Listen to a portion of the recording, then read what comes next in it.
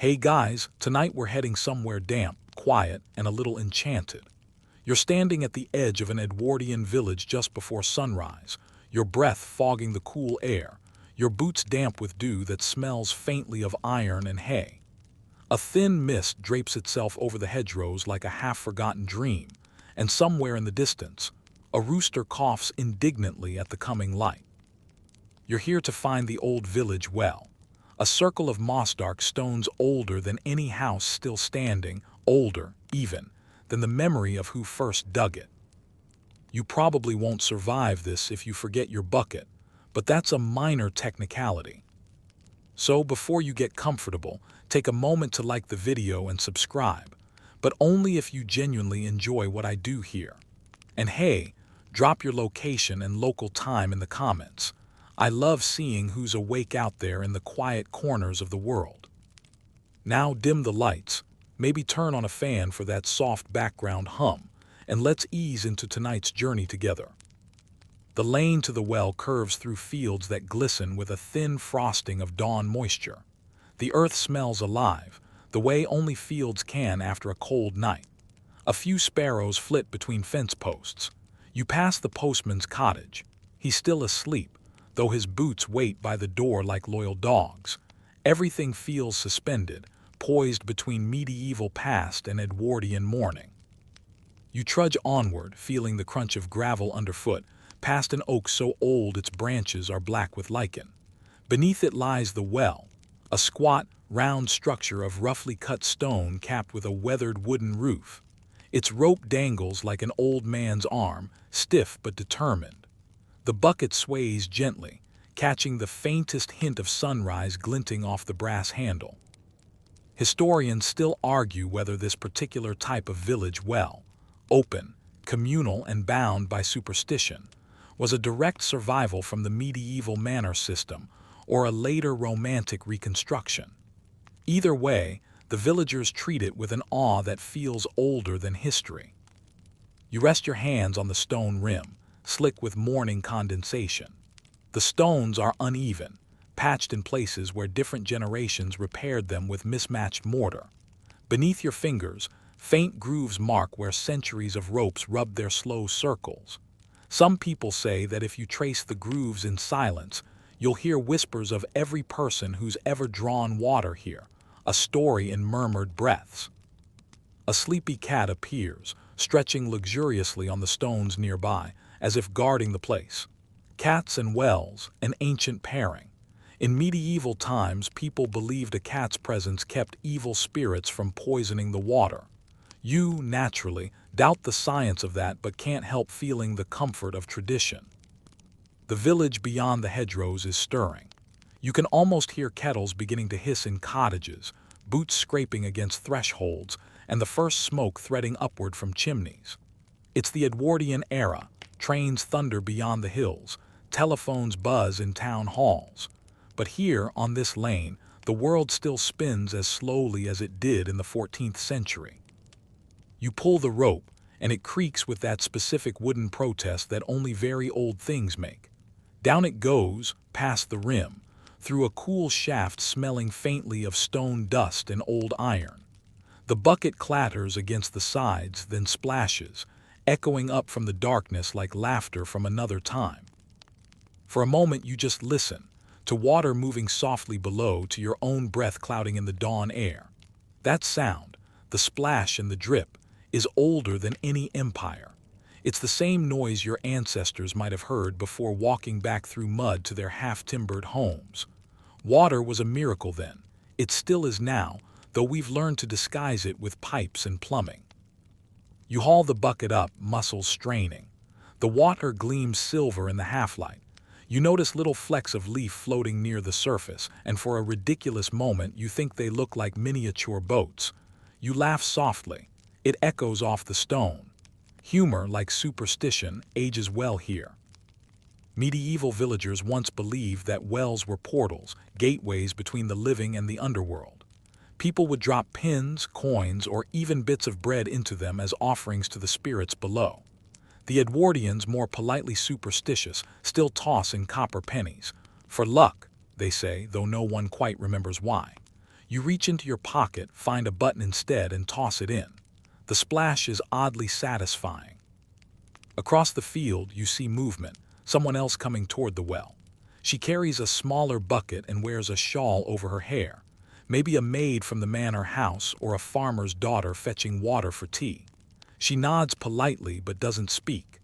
The air between you hums with quiet routine, the kind of silence that holds respect rather than awkwardness. You both know this ritual belongs to everyone and no one. A robin lands on the rope, cocking its head as if judging your technique. You grin. "Not bad, right?" you whisper. The bird fluffs its feathers unimpressed and flits away. The smell of damp earth grows richer as the sun finally peeks over the horizon, turning the mist golden. The village transforms in that light. Rooftops glitter with dew and the stone walls of cottages glow like honeycomb. You can almost see, if you squint hard enough, the outlines of medieval huts that once stood in the same place. Thatch instead of slate, smoke holes instead of chimneys. Progress is a slow painter here. It layers, it never erases. You sit by the well for a moment, your palms pressed against the stones for warmth. The bucket beside you steams faintly in the morning chill. Somewhere nearby, a church bell tolls 6 times, deep and deliberate. Time begins again. You think about how something as simple as fetching water has changed the shape of history. In medieval times, the well wasn't just a utility, it was the heart of the village. Gossip started here. Courting began here. Disputes were settled, oaths sworn, and occasionally curses whispered. The Edwardians still gather here for news, though now it's more likely to be about cricket scores or the price of coal. Still, the essence remains. Community distilled into a circle of stone and a shared handle on a rope. A historian once wrote that a well was the village's mirror. Whatever you dropped into it, stories or secrets, always came back changed. You dip your fingers into the cool water, feel the tiny chill crawl up your wrist, and wonder what version of you might surface if you looked too long into that reflective dark. Probably one with slightly better posture. In the distance, a train whistle cuts through the stillness, startling a flock of pigeons. The sound feels almost indecent here, too modern, too loud, like a gramophone crashing a monastery. The Edwardian age may be wrapped in nostalgia for its own past, but it's also the century of noise and speed. Yet in this early hour, surrounded by mist and moss, you're safe from it. For now. The woman with the shawl lifts her filled bucket, gives you another brief nod, and starts the slow walk back toward her cottage. You watch her footsteps disappear into the morning haze. Somewhere in that motion lies 1,000 years of repetition, each generation waking, walking, drawing, carrying, drinking. As you rise to go, you glance one last time into the well. Your reflection shivers there, broken by ripples. A face from 2 centuries and none. You take a slow breath. Somewhere deep below, unseen water moves through channels carved by medieval hands, seeping under fields, kissing the roots of the same oaks that have shaded this lane for lifetimes. The day begins to hum properly now. Carts rolling, crows arguing, chimney smoke lifting like ribbons. You sling the bucket and start back toward the village, the water inside sloshing with a rhythm that feels like a heartbeat. You can't help thinking, the well isn't just water. It's memory in liquid form, cool, patient, and slightly amused that you ever thought history was dry. The next morning comes softer than the first, a dawn of lilac clouds and dew-wet grass that clings to your boots as you follow the same winding lane toward the well. You can already hear the creak of its wooden spindle echoing faintly through the still air. The village hasn't properly woken yet, but someone else has beaten you there. He's an old man, bent in the shoulders but steady in the hands, wearing a long brown coat that looks older than the church tower itself. His name, you'll soon learn, is Mr. Crowthorne, though no one in the village bothers with that much formality. They simply call him the keeper. Every Edwardian village seems to have one, an unofficial custodian of tradition, part historian, part gossip warden, part superstitious uncle. He's lowering the bucket with that practiced rhythm of someone who's been doing this longer than he's been breathing. The rope slides through his fingers with a dry hiss.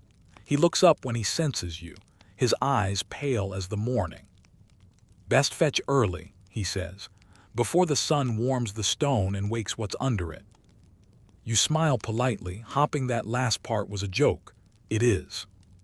He tells you that his father kept the well before him, and his father's father before that, all the way back to when the village was still ringed by open fields and the Lord's Hall stood where the post office now sits.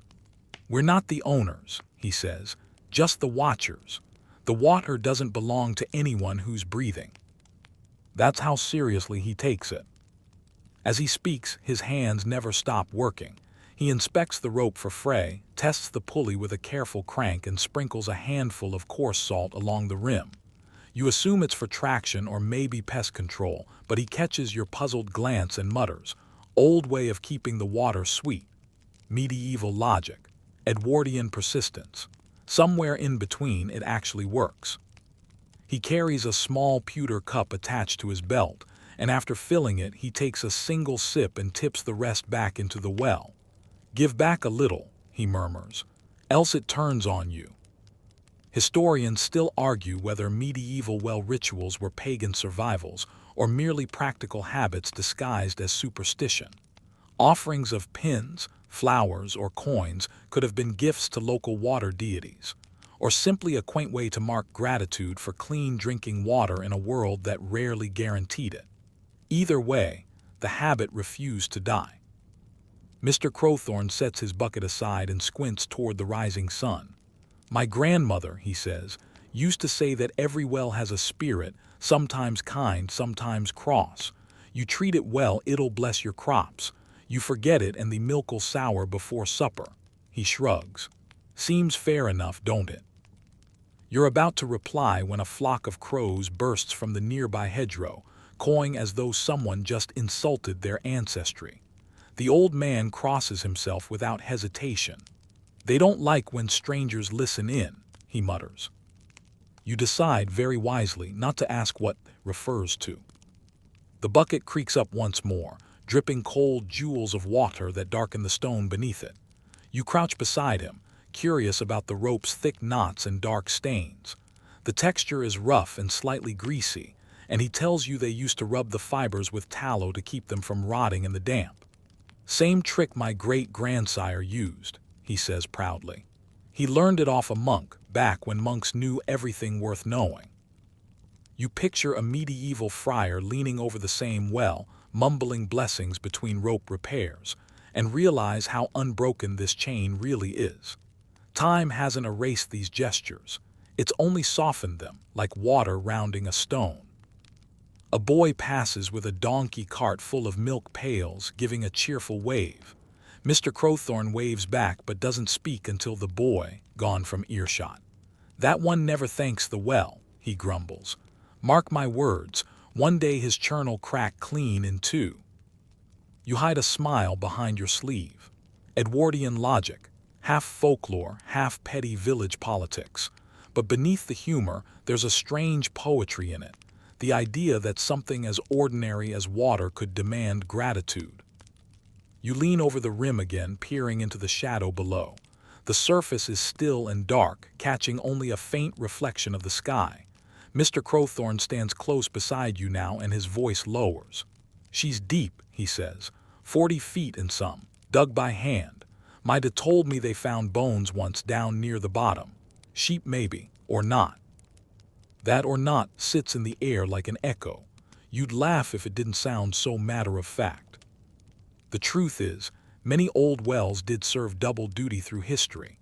In medieval England, wells could be both lifeline and grave, sometimes for animals that fell in, sometimes for secrets best forgotten. Archaeologists still uncover curious relics at the bottoms of ancient wells: shoes, pins, bits of cloth, and in one unsettling case, a perfectly preserved toad in a clay pot. You imagine Edwardian villagers passing that story in whispers while drawing water, half fascinated, half afraid. Because even in an age of telegraphs and bicycles, magic never really left the countryside. It just changed its accent.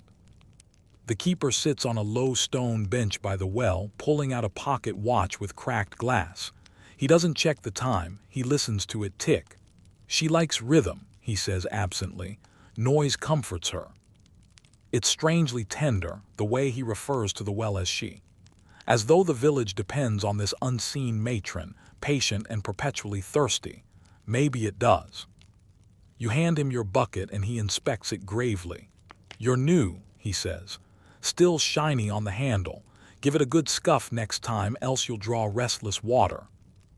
Restless water, you ask. Aye, he says, the kind that doesn't settle, spoils tea, rusts your spoons, and wakes you at night just to listen. You try not to think too hard about that last bit. Behind you, the lane begins to stir. The baker's apprentice jogs by, white flour dusting his sleeves, and tips his cap. Mr. Crowthorne raises his hand in return but keeps his gaze fixed on the well. Another hour and they'll all be here, he says. Can't fetch bread, milk, or gossip without me watching. My job never done. And yet there's no bitterness in his tone. If anything, he sounds content, anchored by routine in a world spinning faster each year.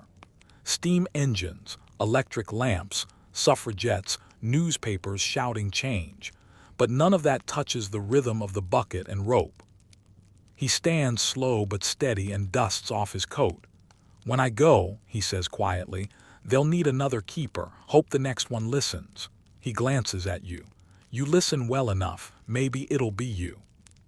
You laugh awkwardly, but something in his expression is sincere. It's hard to tell if he's teasing or predicting. A gust of wind ripples across the lane, carrying the faint smell of peat smoke and damp wool. You can hear the church bell tolling 8.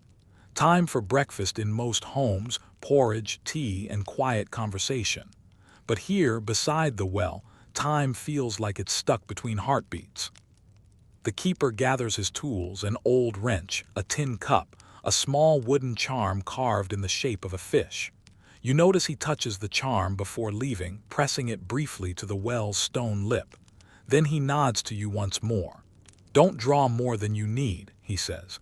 She remembers greed.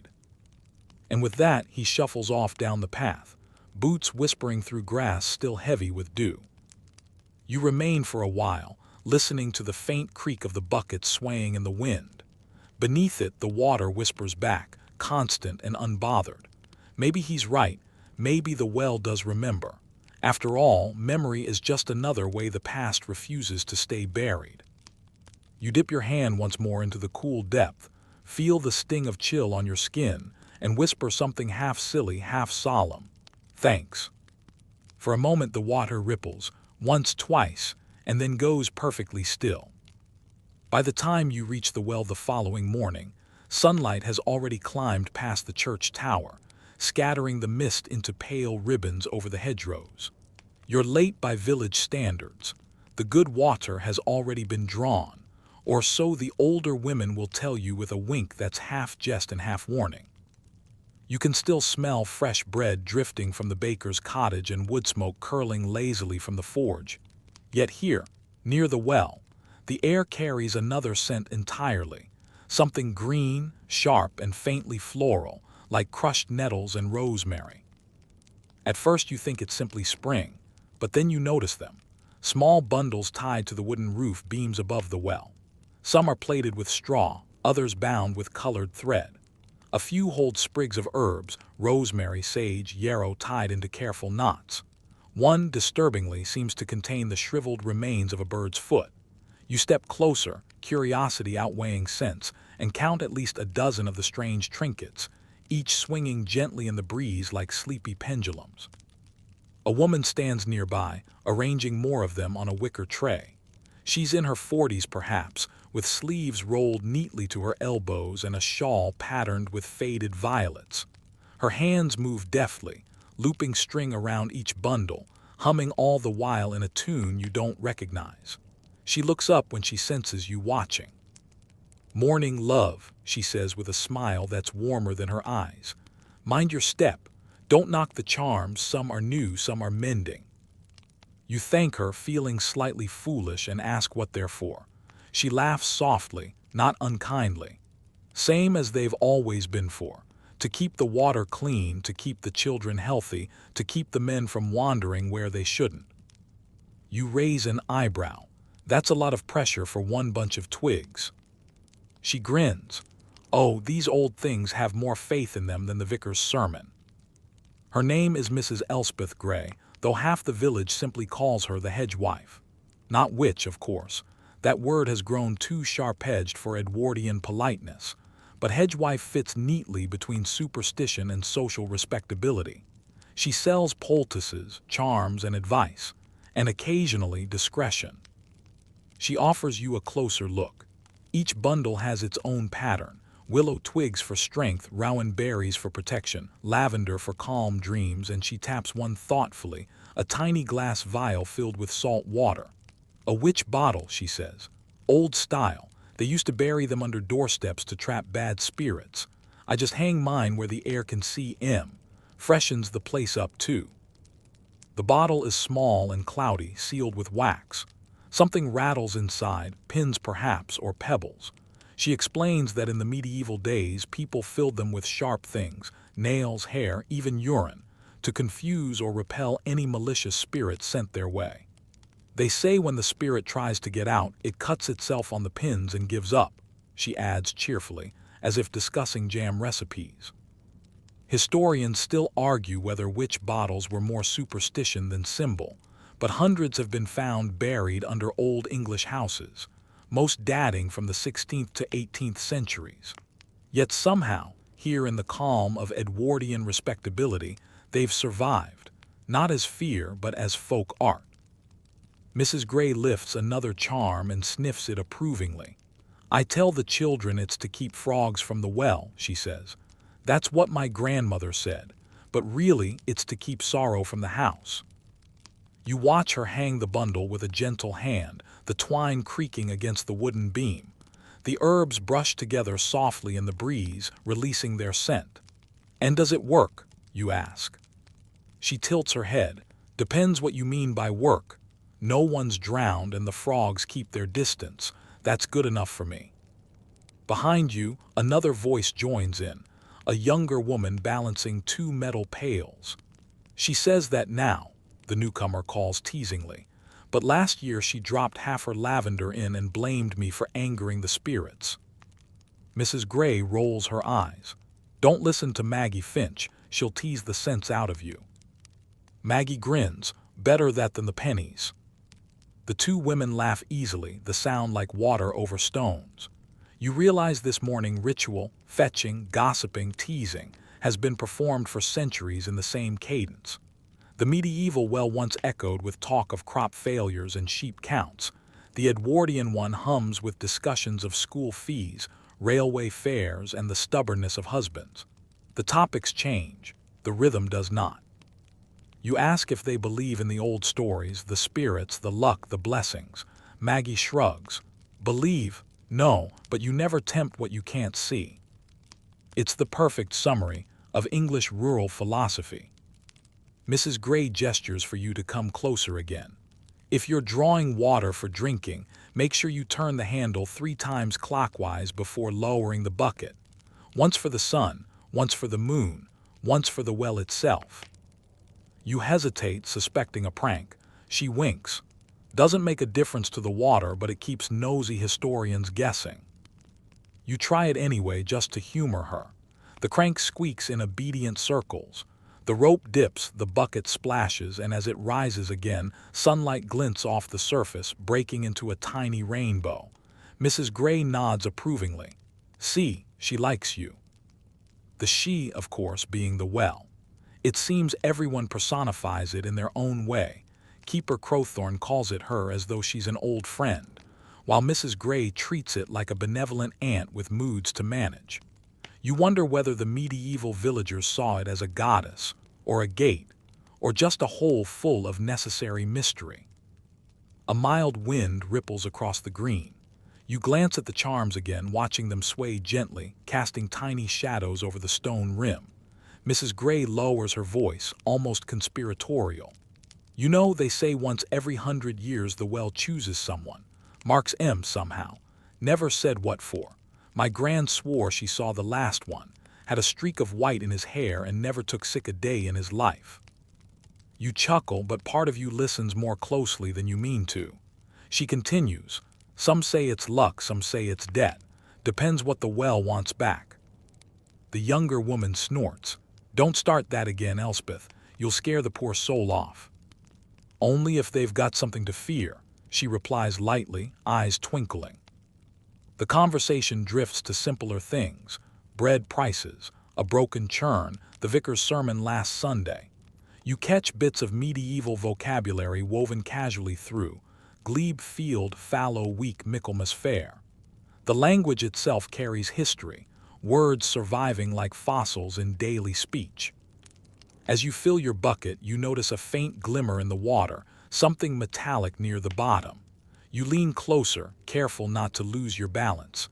It looks like a coin, freshly fallen, catching light from above. Maybe someone made a wish this morning. Maybe the well is keeping score.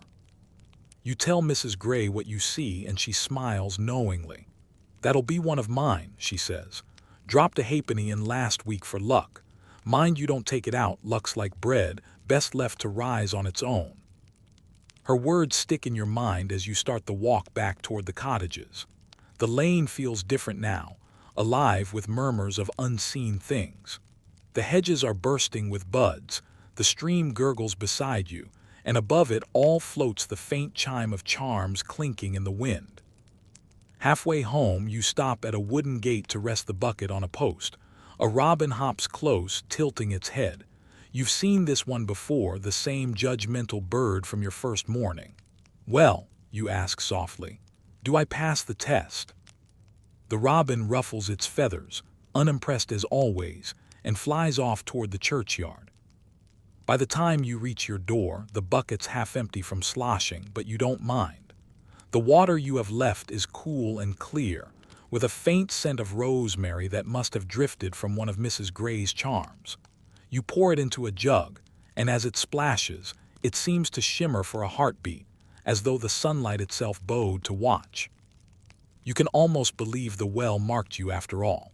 Not visibly, not with a streak of white hair or a curse, but with something quieter, a new awareness of how thin the boundary is between habit and ritual, between reason and reverence. Later that evening, sitting by the hearth with your tea, you catch yourself glancing toward the window, wondering if the charms are still swaying in the twilight. Somewhere in the distance, a train whistles faintly, reminding the village that the modern world exists. But in your mind, you can still smell rosemary and salt and hear the creak of rope over stone. Maybe tomorrow you'll return to the well again, not for water, but for company. Because, strange as it sounds, it feels good to stand beside something that remembers more than you do.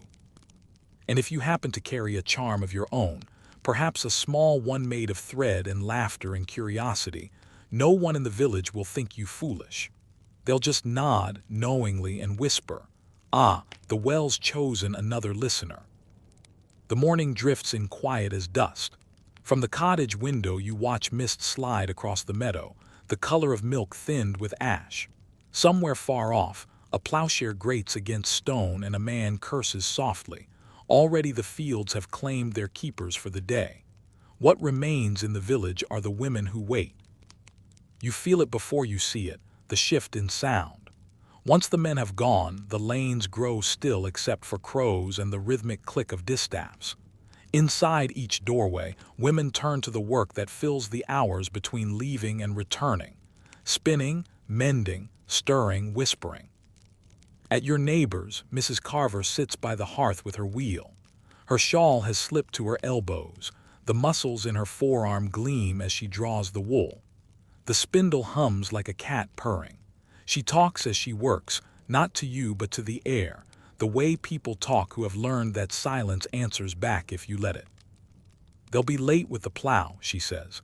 "So we'll mend till noon, bake till 3, and pray the wind stays west." She glances up. "If the wind turns east before supper, the frost'll come. That's what my gran swore, and she never lost a lamb." You nod, though you have no lambs to lose. Here, belief is a kind of labor too. On the wall above her hangs an old Madonna print, Victorian, cheaply colored, but someone has tucked dried rosemary behind the frame. When you ask why, she says, "So Mary smells like home." The sentence is half joke, half prayer. Outside, the green stirs to life. Women gather with baskets of laundry and head for the stream that threads behind the orchard. You follow, sleeves rolled, the chill water biting your wrists as you kneel. Soap, lie, chatter, these are the village's real clocks. They measure time in stories told between rinses. "Did you hear about the postmaster's cow?" One woman begins, scrubbing with gusto. "Swelled up like a bishop's belly after eating turnip tops. He set his wife to reciting psalms over it till the vet came." "She always was pious," another snorts. "If faith could milk, she'd drown us all." The laughter echoes off the water, bright and unashamed. You realize the gossip isn't idle, it's survival. In Edwardian villages, as in their medieval ancestors, women carried news the way bees carry pollen. It kept the hive alive. Mainstream history books like to chart kings and machines, but the real calendar here is written in what women say while their hands are busy. A young girl named Molly watches you fumble with a sheet. "You've got to slap it, not coax it," she says, demonstrating with theatrical force. "Otherwise it'll dry stiff as penance." She grins. "My grand says in the old days they beat the linen against river stones and sang to St. Anne for soft cloth. Historians still argue whether that was prayer or just rhythm to keep their arms from aching. Either way, it worked. The linen gleams in the light." By midday, the streamside looks like a field of ghosts, white sheets everywhere fluttering on the hedges. The women share bread, cheese, and cider diluted with water. You lie back on the grass, full of warmth and crumbs, listening to the low drone of bees and the tick of grasshoppers. Somewhere, a child cries for its mother. Somewhere else, a hen announces her triumph with noisy pride. The world hums on. After the meal comes the quiet work, spinning and stitching under the elm. A circle forms, shawls drawn tight, needles flashing. One woman tells a story about a traveler who came at dusk and asked for bread. They gave him a heel of yesterday's loaf. In the morning, their well was found overflowing. Another tells of a charm that keeps husbands faithful. Tie a strand of their hair with yours, drop it in beeswax, and hide it under the mattress. The younger women giggle. The older ones don't deny it. You notice how every gesture, the twisting of thread, the turning of a cuff, the blowing of stray ash from cloth feels inherited. These women work as their foremothers did, each movement older than literacy. And yet the talk shifts easily from saint to suffragette. "Did you read that in the ladies' realm?" someone asks. "A woman doctor in London, real doctor, mind opened her own hospital." There's pride in the tone, but also disbelief, as if they're not sure the story won't vanish at cockcrow. Back in the cottages, afternoon settles into ritual. Iron pots bubble, herbs hang from beams, and the smell of boiled turnips tries valiantly to be appetizing. Mrs. Carver shows you her herb cupboard, rows of jars labeled with spidery script. Boneset, meadowsweet, feverfew. She explains their uses with brisk authority. "Men think they keep the world running with plows," she says, "but it's herbs that keep it upright." That's your historical fact. In many Edwardian rural areas, village women were the main medical resource, still using herb lore descended directly from medieval cunning woman practice. Even trained doctors admitted their tonics worked more often than not. Mrs. Carver grins. "Course, some of our cures would get us hanged a few centuries back. My gran said her gran carried dried mole feet for luck. Nasty business catching moles, but it saved a crop from blight once, or so she swore." She hands you a bundle of lavender. "This one's safer. Tuck it under your pillow and you'll dream of what you're meant for." You thank her, not quite sure if that's comfort or prophecy. Evening draws in. The men return from the fields, boots caked, voices booming through the lanes. Smoke curls up from chimneys, doors open, suppers clatter. Yet the women remain the quiet center. You see them standing in doorways, arms folded, gauging clouds, counting children. Waiting, not idle, but patient. The kind of patience honed by centuries of weather, war, and childbirth. You find yourself thinking of the medieval women you've read about. wives whose husbands marched to France and never came back, spinners who prayed through plague years with their wheels still turning. Their ghosts would recognize this place, the same hearths, the same rhythm of mend and make do. Historians like to divide eras, but in these lanes the centuries overlap like transparent fabric. You can almost see through one into another. At twilight, a soft commotion rises by the green. Someone's husband is late returning from the upper field and lanterns are fetched. Women cluster together, not panicked yet, but listening to the wind for hoofbeats. You stand with them, feeling the shared heartbeat of worry. Then, at last, the distant clip-clop. He's fine, only delayed helping a neighbor mend a gate. The collective sigh could douse candles. Afterward, the mood loosens. A few women start humming the spinner's hymn, an old tune that drifts like smoke. Wheel and thread turn the dread. Keep the hearth and keep the bed. It's half lullaby, half spell. Molly says her great-aunt claimed it came from a convent destroyed by Henry VIII, sung in secret ever since. No one knows the truth, perhaps no one wants to. The melody is enough. Later, you accompany Mrs. Carver to the well, where women fetch the last water of the day. The moon hangs low, distorted by mist. Each bucket dropped into the darkness seems to draw up not just water but history. Mrs. Carver murmurs something under her breath, a charm perhaps or just habit. You catch the words clear and kind. You ask if she's afraid of being alone when the men are gone so long. Afraid, she says, tightening the rope on her bucket. No, love, we're the ones who keep the world lit till they come home. Someone has to wait with the lamps burning. That's the job. Her face, half-shadowed, looks carved from candle flame and endurance. You realize waiting here isn't passive, it's a craft. They stitch patience into the fabric of days, spin hope into yarn, weave faith into gossip.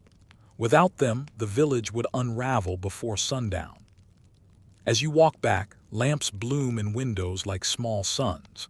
Inside each, a woman bends over her work, mending a sleeve, rocking a cradle, setting tomorrow's dough to rise. You think of time not as a clock but as thread passing from hand to hand, endlessly rewound, never broken. At your own hearth you lay the lavender bundle beside your pillow. The room smells of smoke and milk. Outside, the last sounds fade, the latch of a door, the murmur of a lullaby, the sigh of the well rope being hauled up for the final time. The women have done what they always do, held the night steady until morning can take over. You close your eyes and think how history rarely sings of those who wait. Yet here, in the hush between bells, you feel them all, the silent chorus stretching back through centuries, their songs woven into the rhythm of breath and spinning wheel. Sleep comes softly, like wool drawn through skilled fingers. The wheel hums on. You wake to the sound of dripping, steady, patient, rhythmic as breathing.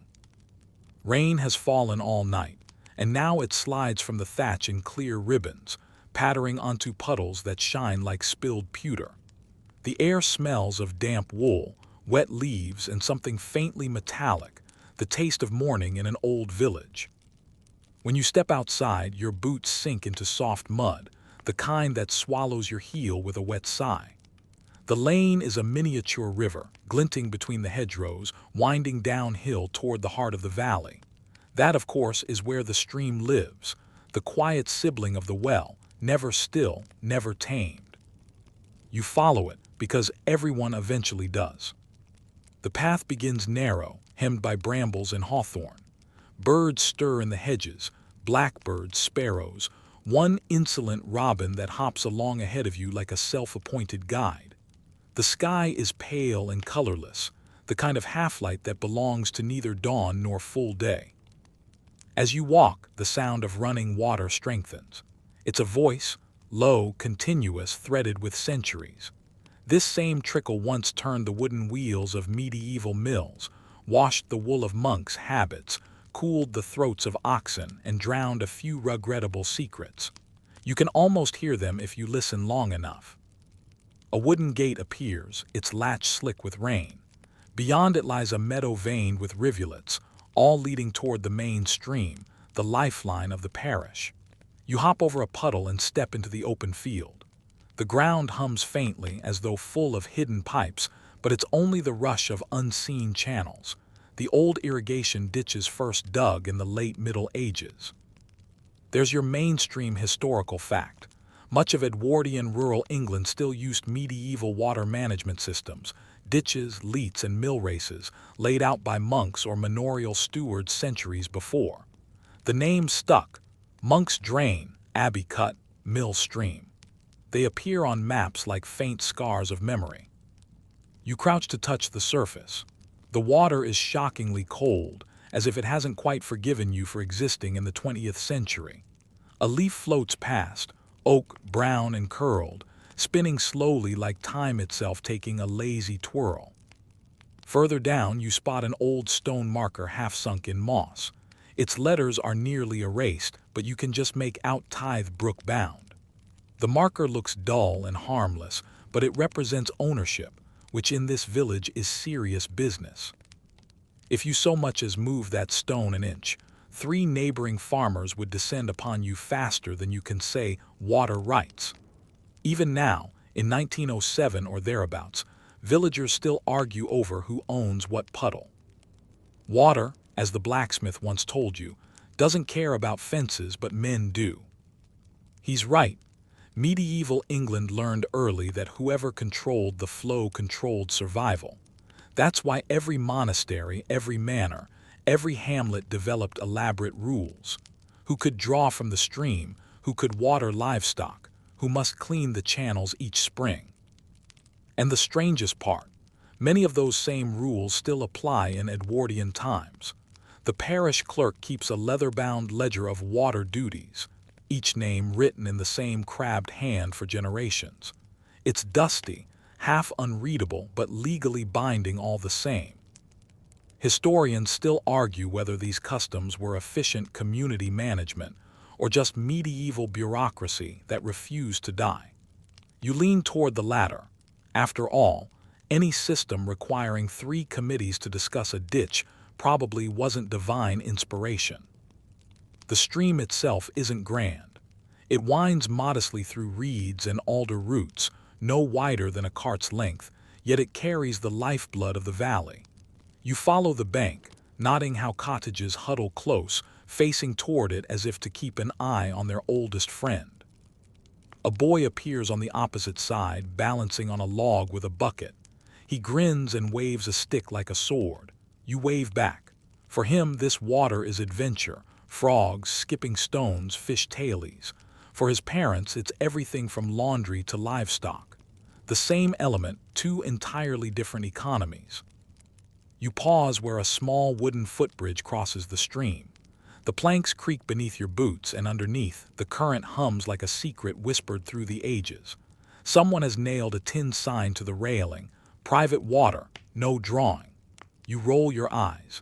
In a village of barely 200 souls, the concept of privacy seems ambitious. But there it is, the evolution of communal resource to personal property. The medieval idea of the commons, where everyone shared water, pasture, and woodland, has been steadily shrinking since the Enclosure Acts. Now, even puddles have landlords. You imagine the ghosts of medieval peasants hovering nearby, arms crossed, unimpressed by the notion of trespassing fees. Half a mile downstream stands the washing place, a shallow bend lined with smooth stones. Women gather there with baskets and wooden paddles, sleeves rolled up, skirts pinned. The air rings with the slap of linen and chatter. They greet you with nods, half distracted. Soap bubbles drift downstream like tiny moons. Someone has tied a blue ribbon to a branch above, a superstition meant to ensure clear water and clear conscience. It's a quirky rural custom that lingers from older times, tying cloth or ribbons to trees near sacred springs, an echo of pre-Christian well worship. In some counties, people still call these rag wells. The Edwardian vicar hates it, of course, but quietly lets it pass. "Better ribbons than riots," he once muttered. One woman pauses to stretch her back. "Mind your step, love," she warns. "The silt'll pull your boot clean off if you're not careful." She's right, the ground sucks greedily at your souls, she grins. The stream's got her moods, friendly today, spiteful tomorrow. Someone laughs and you can't help smiling too. The rhythm of washing is hypnotic, the thud, splash, ring, repeat. The sound has barely changed in 500 years. Medieval or Edwardian, the technique is identical. Soak, beat, rinse, gossip. You sit on a boulder, watching the sunlight creep through clouds, turning the water gold. For a moment, you imagine the same scene centuries ago. Women in coarse wool gowns, not cotton skirts, singing work songs about saints and seasons. The words have faded, but the melody lingers in the splash and laughter. Further along, you pass a field bordered by willow fences. Their roots drink greedily from the stream, holding the bank together. An old man tends them, weaving new shoots into the lattice. Living fence, he explains, voice raspy with age. Planted by monks so the land don't wander off. He chuckles at his own joke. Willow weaving for banks, called plashing, was a medieval innovation still practiced in Edwardian villages. It prevented erosion long before anyone uttered the word sustainability. Farmers just called it common sense. You kneel to watch his hands move, quick, certain, shaped by repetition. Used to say, he adds, if you can't bind a willow, you can't keep a wife, but don't tell mine I said that. He winks, you promise you won't. The stream widens near the old mill, where the wheel still creaks lazily, half submerged. The miller's son is greasing the axle, humming tunelessly. The smell of wet grain fills the air, earthy, faintly sweet. He waves.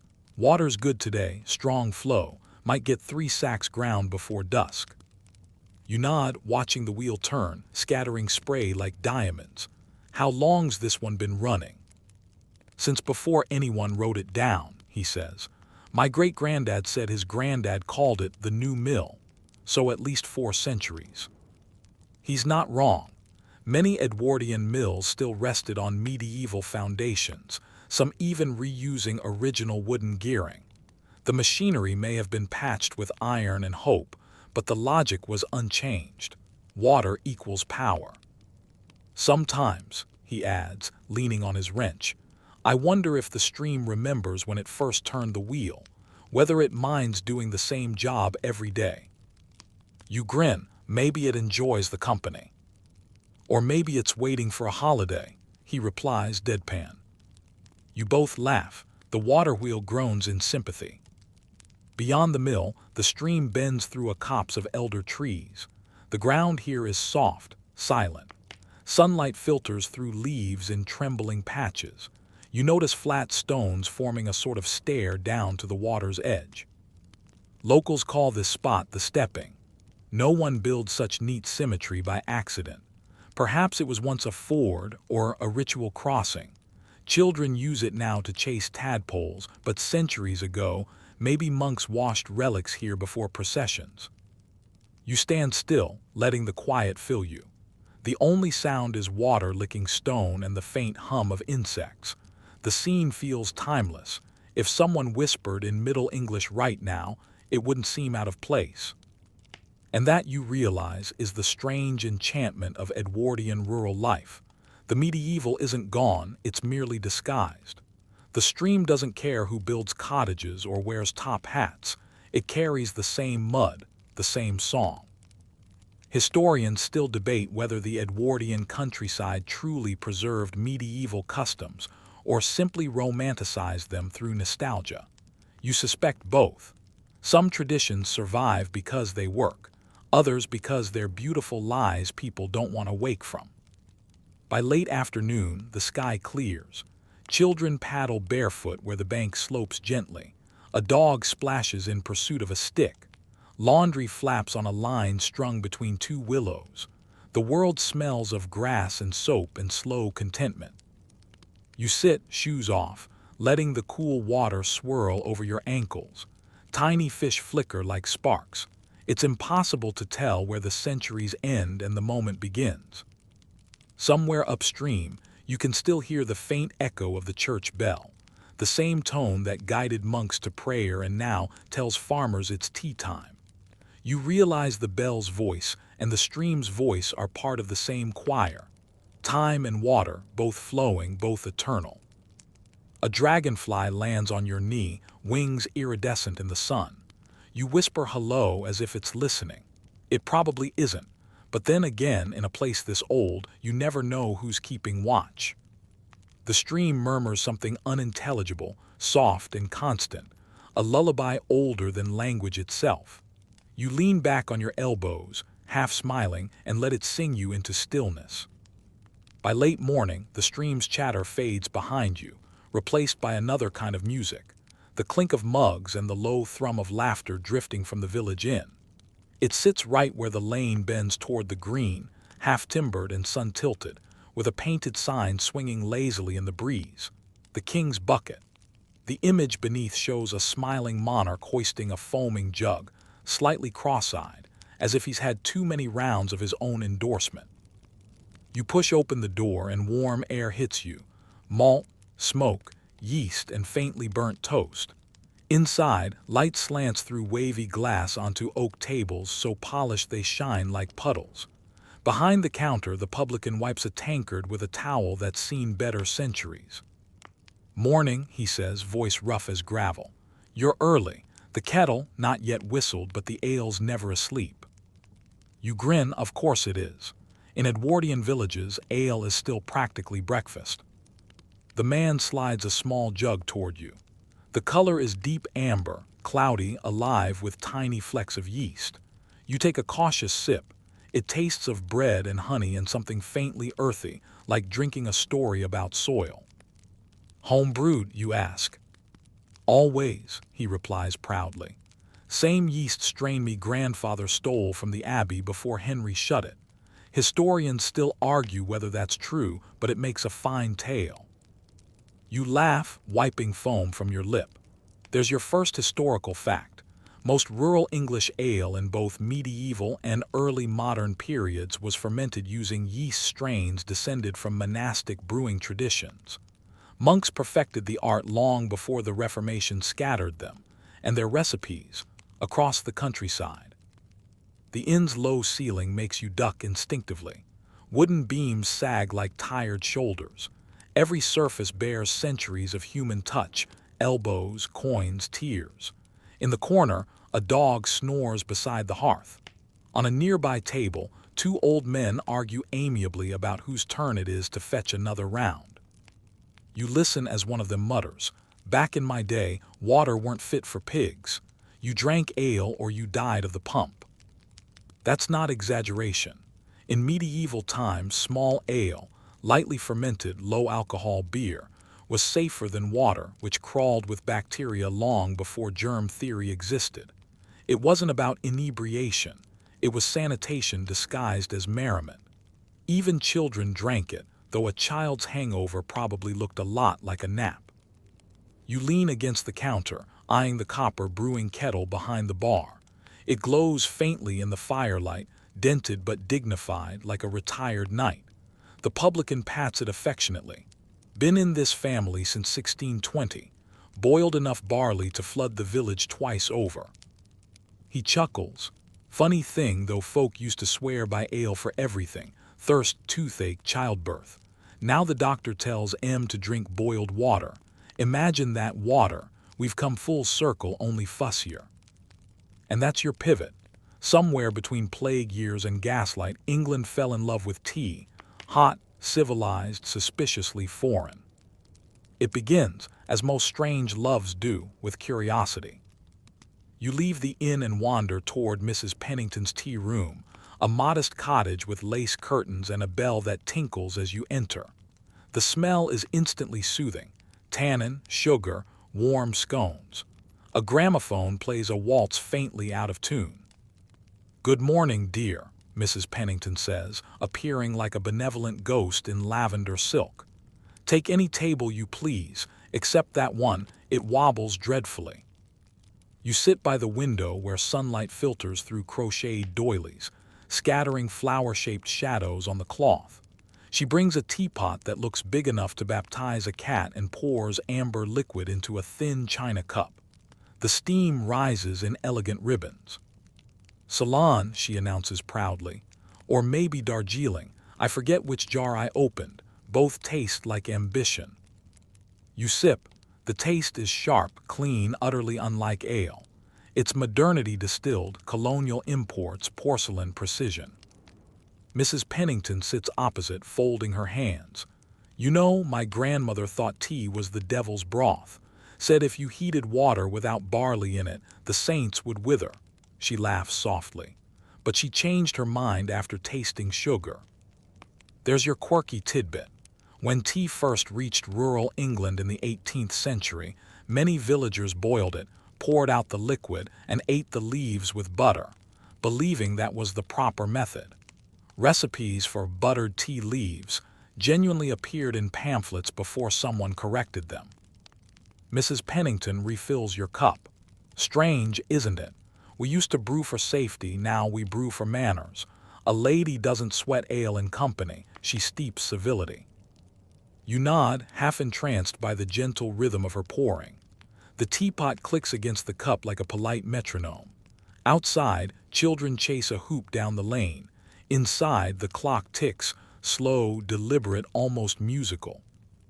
Later that afternoon, you find yourself at a temperance meeting in the parish hall, purely out of curiosity, and perhaps mild guilt about the inn. The hall smells of chalk and boiled cabbage. Banners hang from the rafters. Water is pure. And tea not tipple. A stern lady in a straw hat takes the stage, brandishing a poster of a red-nosed drunkard labeled before salvation. She clears her throat. Friends, we live in an age of progress. Railways, electricity, decency, yet some still wallow in barley's bondage. Applause ripples through the crowd like cautious rain. You sip your discreet flask of irony. She continues, eyes blazing. We must choose ale or angelhood. Remember, even our blessed queen preferred tea.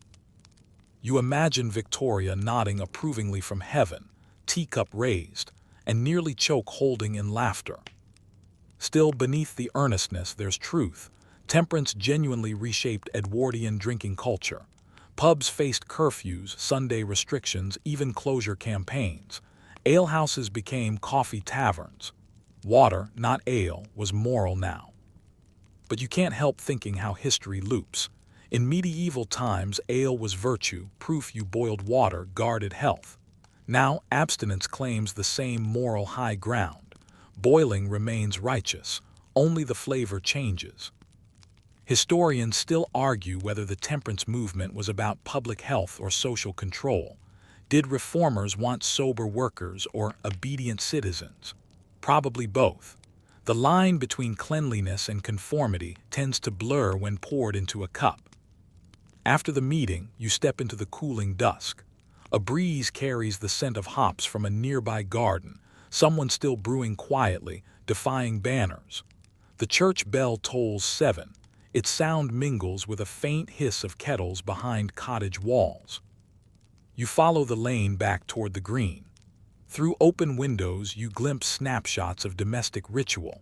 A mother pouring tea for her husband, a child sneaking sugar lumps, an old man swirling ale in secret like contraband nostalgia. Every household, it seems, keeps its own covenant with water. Some boil it for piety, others for pleasure. The liquid is the same, the meaning shifts like sunlight on the stream. You stop at the village pump, the same one that once delivered questionable fresh water in medieval days. Now it stands gleaming, newly painted, thanks to municipal pride. You grasp the handle and pump once. The gush is clear, cold, miraculous. You cup your hands and drink. The taste is sharper than tea, cleaner than ale, ancient as thirst. Somewhere behind you, laughter spills from the king's bucket. Ahead, you can hear clinking cups in Mrs. Pennington's parlor.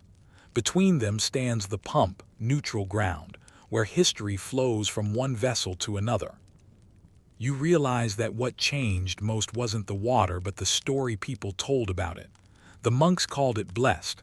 The peasants called it suspect. The reformers called it moral. You simply call it good. The night deepens. Stars appear like spilled grain across the dark. You walk home past the inn once more. The shutters are half closed, but candlelight glows through cracks, golden and secretive. Inside, someone sings softly. Ale for the strong, tea for the fair. Water for angels if angels care. The tune drifts into the cool air, a mingling of centuries, monks, brewery hymns turned into pub ballads turned into lullabies. You smile, because even the temperance lady couldn't ban music. At your cottage, you light a small lamp, set the kettle on the stove, and watch the flame flutter blue. Steam begins to rise, coiling lazily toward the rafters. The sound is almost the same as the well's rope creak or the stream's murmur, one continuous whisper of heat meeting water. You pour the boil into a chipped mug. No ceremony, no audience, just warmth. You raise it in a quiet toast, to monks and millers, to widows and washers, to reformers and rebels, all of whom found meaning at the bottom of a cup. The taste when you sip is perfect, half past history, half present comfort. You lean back in your chair, eyelids heavy, thinking how strange it is that civilization might be measured not by weapons or empires, but by the temperature of its beverages.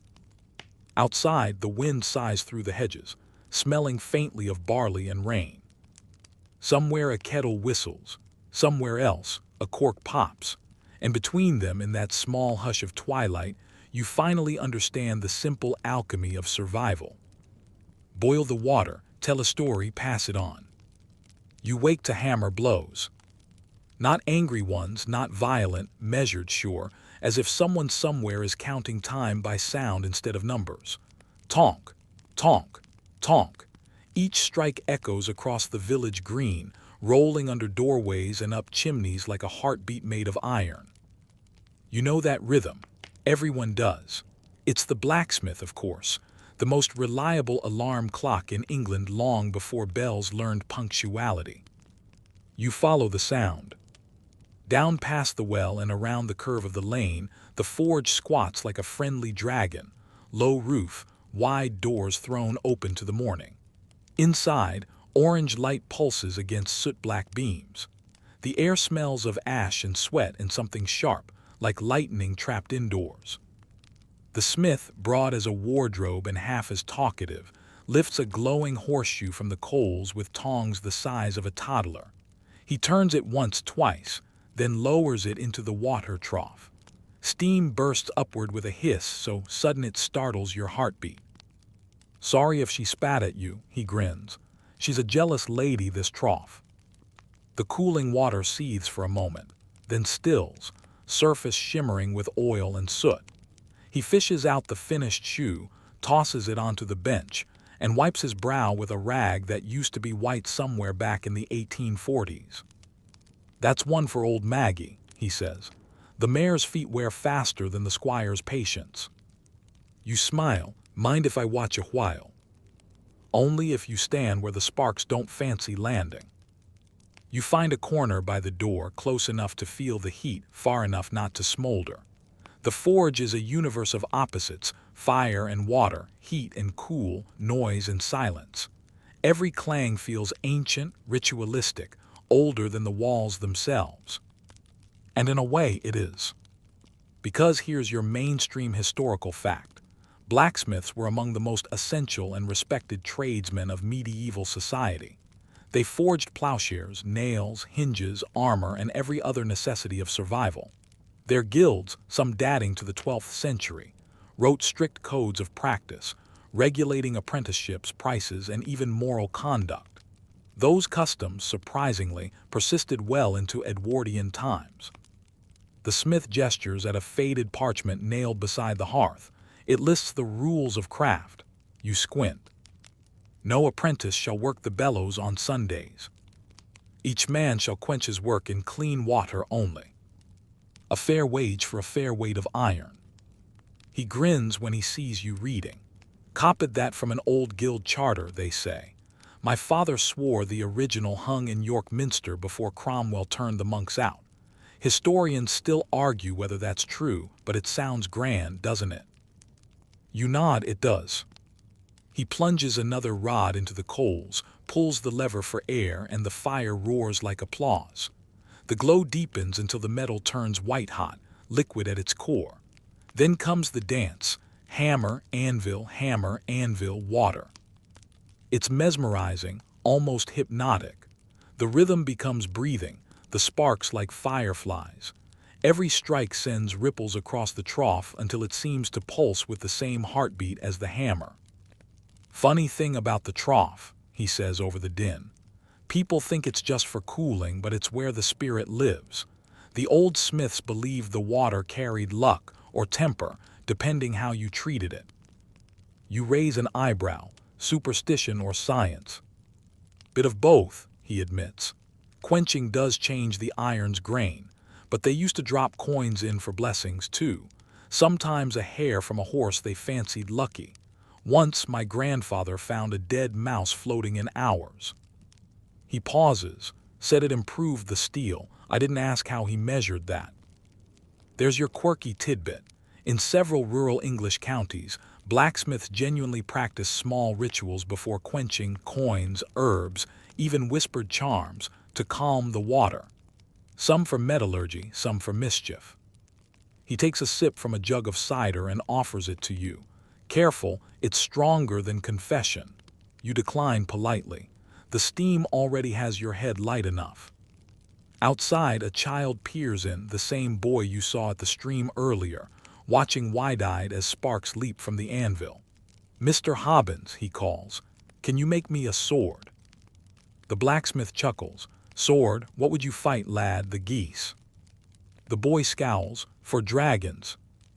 "Well then," Hobbins replies gravely, "bring me a dragon's tooth and I'll forge you a blade fit to match it." The boy runs off, determined.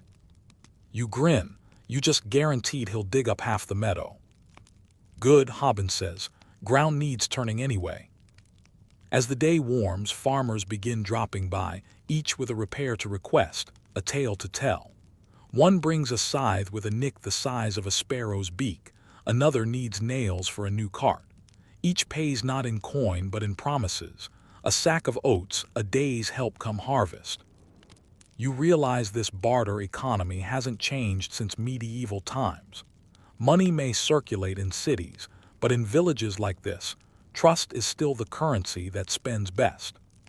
Between jobs, Hobbins sharpens his hammer on a whetstone. "You'd think with all these motor cars coming through I'd be out of work," he muses. "But those contraptions break faster than ox yokes." You mention that blacksmiths are now called farriers, engineers, even mechanics. He snorts. "A smith's a smith. Whether he bends iron for hooves or for pistons, it's all the same. Fire listens to respect, not titles." He's right. You watch as he strikes a rod into a perfect curve, the shape forming with such effortless grace it seems the metal always meant to bend that way. Near midday, his apprentice, thin as wire, freckles like spilled cinnamon, arrives with lunch. They sit together on the step, sharing bread and cheese, washing it down with ale from a tin flask. You join them, the sun hot on your back. The trough gurgles beside you, reflecting sky and sparks in the same breath. "Tell me," you ask, "why water and fire? Why both?" Hobbins grins. "Because neither forgives. The trick's learning to make them jealous of each other. Fire wants to consume, water wants to calm. Put them together and you get something useful."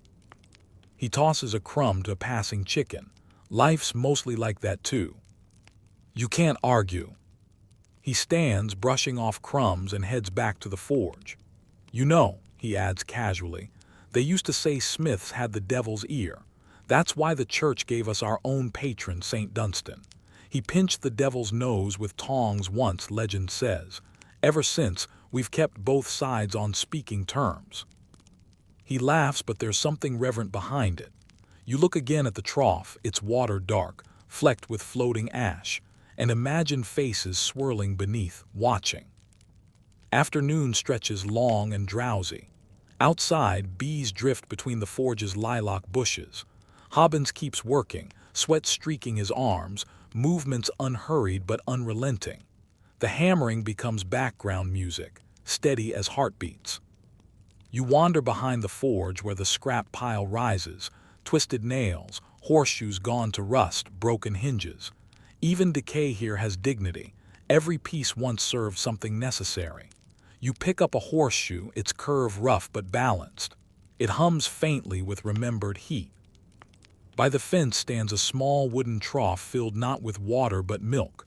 A tabby cat laps delicately, tail flicking. "Forge cat," says the apprentice. "Keeps the rats from stealing grain. We call her Ember." You crouch to pet her. She tolerates exactly 2 strokes before deciding you're unworthy. Cats, it seems, respect no hierarchy, even medieval guilds. Toward evening, the forge quiets. Hobbins draws one last piece from the fire, a gate hinge freshly forged. He quenches it, steam rising in ghostly sheets, then holds it aloft, inspecting. "Good metal," he murmurs, "strong but not proud." You realize that's what he's been describing all day, not just iron but people. The village itself, tempered by hardship, cooled by patience, shaped by rhythm. He gestures for you to look into the trough. The surface has settled again, mirror smooth. "See that," he says. "Every strike ends here. Every bit of noise finds quiet. That's why we keep the same trough year after year. She remembers every hammer, every spark. You don't change a witness." The water reflects the red sky, the forge's door, your own soot-streaked face. For a moment you see the smiths who came before, hooded, bearded, hammering for knights instead of farmers. The air hums with their ghosts. Historians still debate whether medieval smiths truly held mystical status in their communities, or if that's romantic hindsight. You're standing here breathing their heat, and you decide it doesn't matter. Reverence, real or remembered, still glows in the coals. As the day ends, Hobbins douses the fire. The hiss is louder than any bell. Smoke swirls, rises, then disappears into the twilight. He hangs his hammer on the wall, pats the anvil as one might pat a loyal horse, and nods toward you. "Tomorrow the squire's coming, wants a weather vane in the shape of a fish. Says it'll bring rain. You believe that?" "After today," you say, smiling, "I believe anything." He chuckles, "Good answer." You step outside. The sky glows copper, the same color as the cooled anvil. The air is thick with the smell of iron and evening flowers. Somewhere down the lane, a kettle whistles, a reminder that every household needs its own heat, its own calm. Behind you, the trough still steams faintly, its surface dappled with sunset. For a second you could swear its size, content perhaps that another day's tempering is done. You walk home slowly, ears ringing faintly from the hammer's echo, but not unpleasantly. The sound follows you like a lullaby beaten from metal and faith. When you finally reach your door, you glance back. Smoke curls lazily from the forge chimney, and in its faint shimmer you catch something beautiful. The same balance that keeps everything, village, smith, world, somehow steady.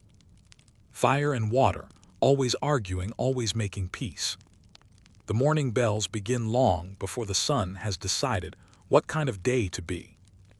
They roll across the roofs like soft iron waves, calling everyone, reluctant or willing, toward the stone-hearted center of the village. You open your window and breathe in Sunday.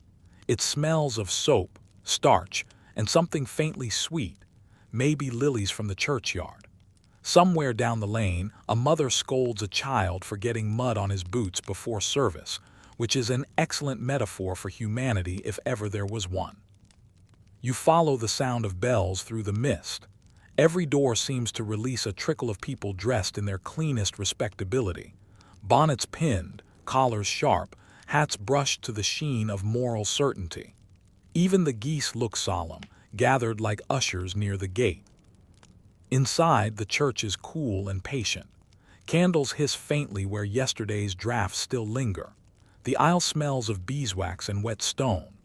The sunlight through the clerestory windows falls like golden dust on the pews, where villagers shuffle into their usual seats, by family, by habit, by unspoken treaty. And at the front, glimmering under its brass cover, waits the font. The font has stood there for centuries, round, gray, unbothered by fashion. Its carvings are worn soft by 1,000 christenings, each child dipped briefly into the story of belonging. The old well, you realize, gave water for life. The font gives it meaning. The vicar, Mr. Harrington, adjusts his spectacles and begins his opening hymn. You join the murmur of voices, some tuneful, some speculative. Behind you, Mrs. Thorne whispers the alto line 2 beats late, as always. When the hymn ends, the vicar clears his throat. "Dearly beloved," he begins, and you feel the temperature of the room shift. The talk of potatoes and weather evaporates. In its place, something softer, attention, maybe hope. Today there will be a baptism, the first in months. The baby in question, small, pink, and mildly unimpressed, rests in his mother's arms near the aisle, swaddled so tightly he resembles an opinion rather than a person. As the service unfolds, you notice details that make the sacred feel almost domestic. The faint scorch mark on the lectern, the creak of pews negotiating forgiveness, the choir boy who stifles a yawn with both hands. When the time comes, the vicar lifts the font's lid. A faint chill escapes, and the scent of limestone rises. He pours from a silver ewer, the water catching sunlight in sudden diamonds. "This water," he says, "once flowed in rivers and seas, now set apart for holy use." You can't help thinking it probably came from the same pump the blacksmith helped install last week. But no one says that. The congregation leans forward, rapt, as though grace depends on posture. The mainstream historical fact slides neatly into your thoughts. In Edwardian England, christening remained one of the few medieval rites almost untouched by modernity. Fonts carved in the 13th century were still in daily use, their stones older than many cathedrals abroad. Churches might add gaslight and harmoniums, but the ritual, water poured, cross traced, name given, stayed the same. The vicar dips 3 fingers into the font. The baby blinks, momentarily cross-eyed, as cool drops touch his forehead. Somewhere near the back, an old woman sniffles. Everyone relaxes, another soul safely catalogued. But you catch whispers too, the not-so-holy commentary that makes every village human. "Such a small thing," murmurs Mrs. Darlow, and already a Darlow chin. "Her sister married a grocer, didn't she? His father kept the mill before it burned." The font, patient as stone, listens to all of it. Once, in medieval days, villagers believed that baptism water absorbed every word spoken near it, so gossip at the christening might return as weather later in the week. The superstition lingered into the 1900s. Some parishes discreetly poured the water into the churchyard rather than back into drains, to avoid spreading talk. That's your quirky tidbit for tonight. You imagine the font holding centuries of murmurs, secrets, laughter, even complaints about pew drafts, settling like silt beneath the surface. When the rite is done, the vicar hands the child to his godmother, who smiles with the weary triumph of someone who hasn't dropped a baby in public. The congregation exhales. A hymn begins, jubilant but slightly off-key, as though holiness were always a little flat on the high notes. You watch the light move across the chancel floor, and something clicks quietly in your mind. Every bucket drawn from the old well, every jug filled for tea, every wash basin scrubbed, each ordinary act was a rehearsal for this moment.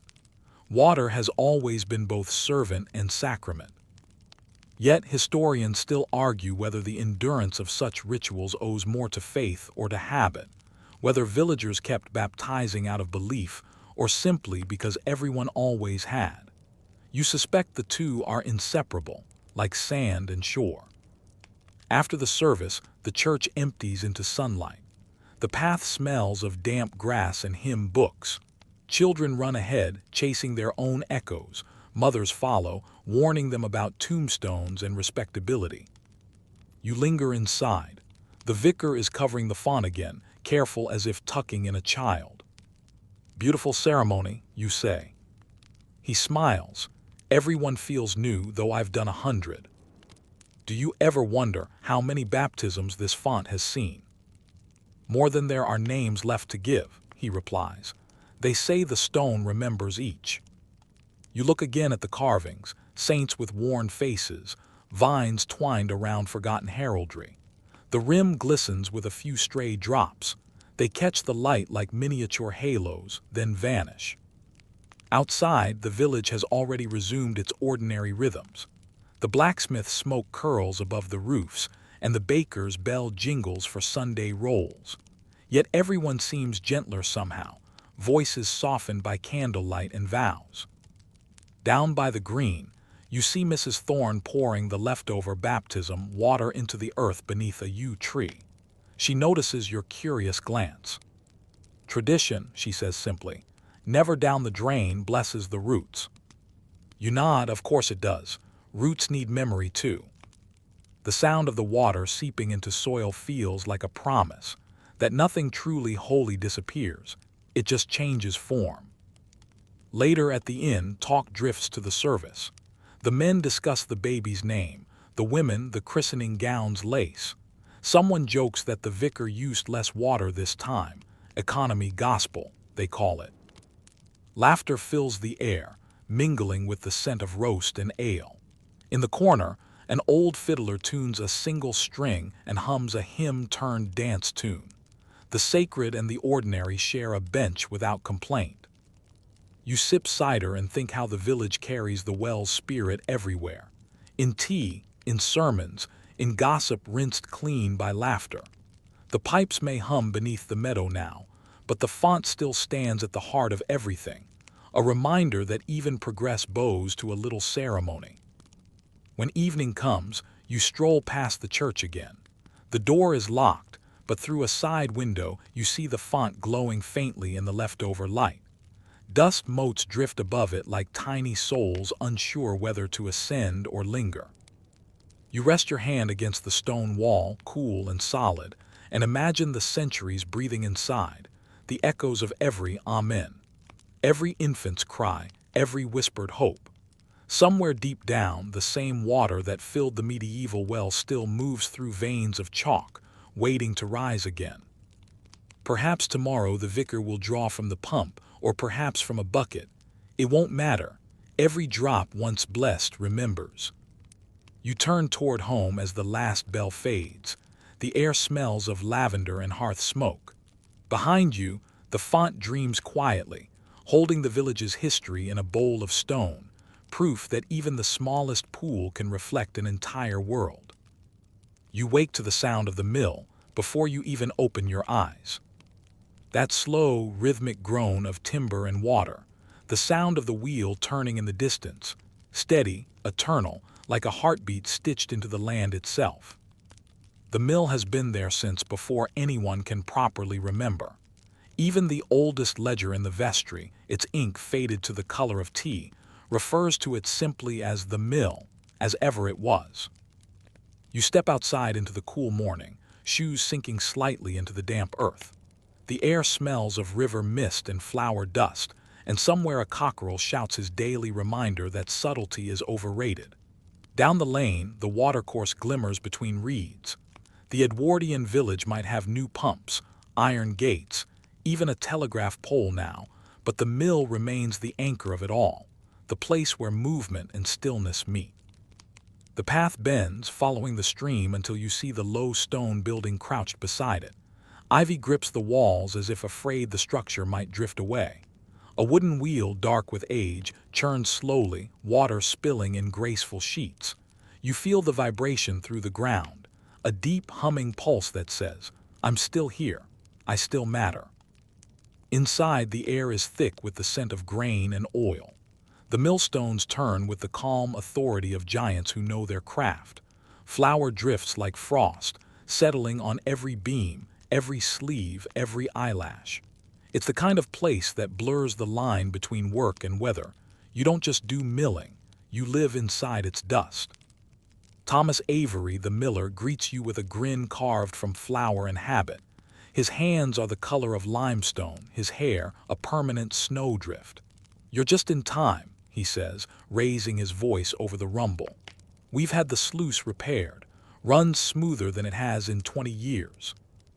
He gestures toward the back where water rushes through a narrow channel, spinning the wheel with precise, muscular grace. See there, bit of medieval genius still working better than half the modern contraptions. And he's not wrong. Historically, England's watermills were among the oldest surviving examples of continuous industrial technology. Some had run since the 1100s, adapted for centuries, evolving quietly from Norman simplicity to Edwardian efficiency. Even in the early 1900s, when steam engines coughed into life across the nation, rural mills like this one kept turning, powered by rain, gravity, and persistence. The mainstream fact is that watermills outlasted both feudalism and empire because they were too practical to discard. You follow him up the wooden stairs, boards creaking under your boots. The machinery is alive, belts looping, cogs whispering, the steady thud of the grain chute. Thomas moves among them with a dancer's precision, adjusting valves, checking flow. "You've got to listen," he says. "If she sings too high, something's wrong. Too low and you're wasting water." "She, you ask?" He grins. "Every mill's a lady. Temperamental, generous, loud when she's hungry. Don't argue with her, just feed her right." A puff of flour sneezes from the grain hopper as if agreeing. You laugh, which earns you a white beard of dust and a knowing look from Thomas.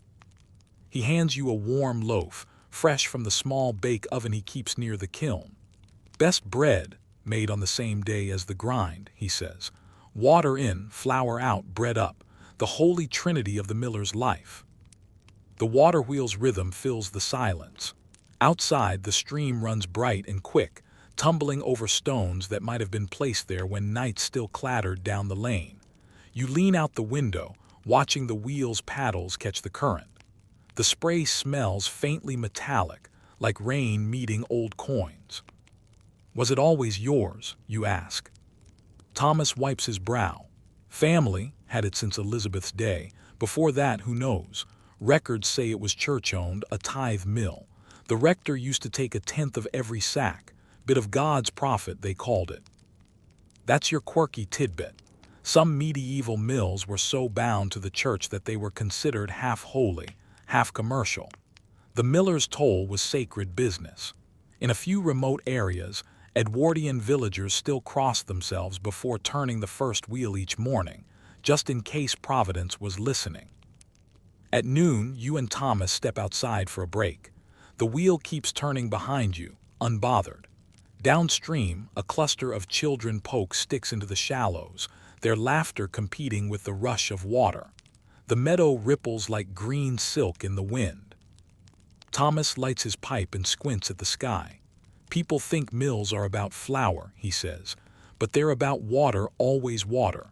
Without it, nothing moves. Not here, not in the village, not in life." He isn't wrong.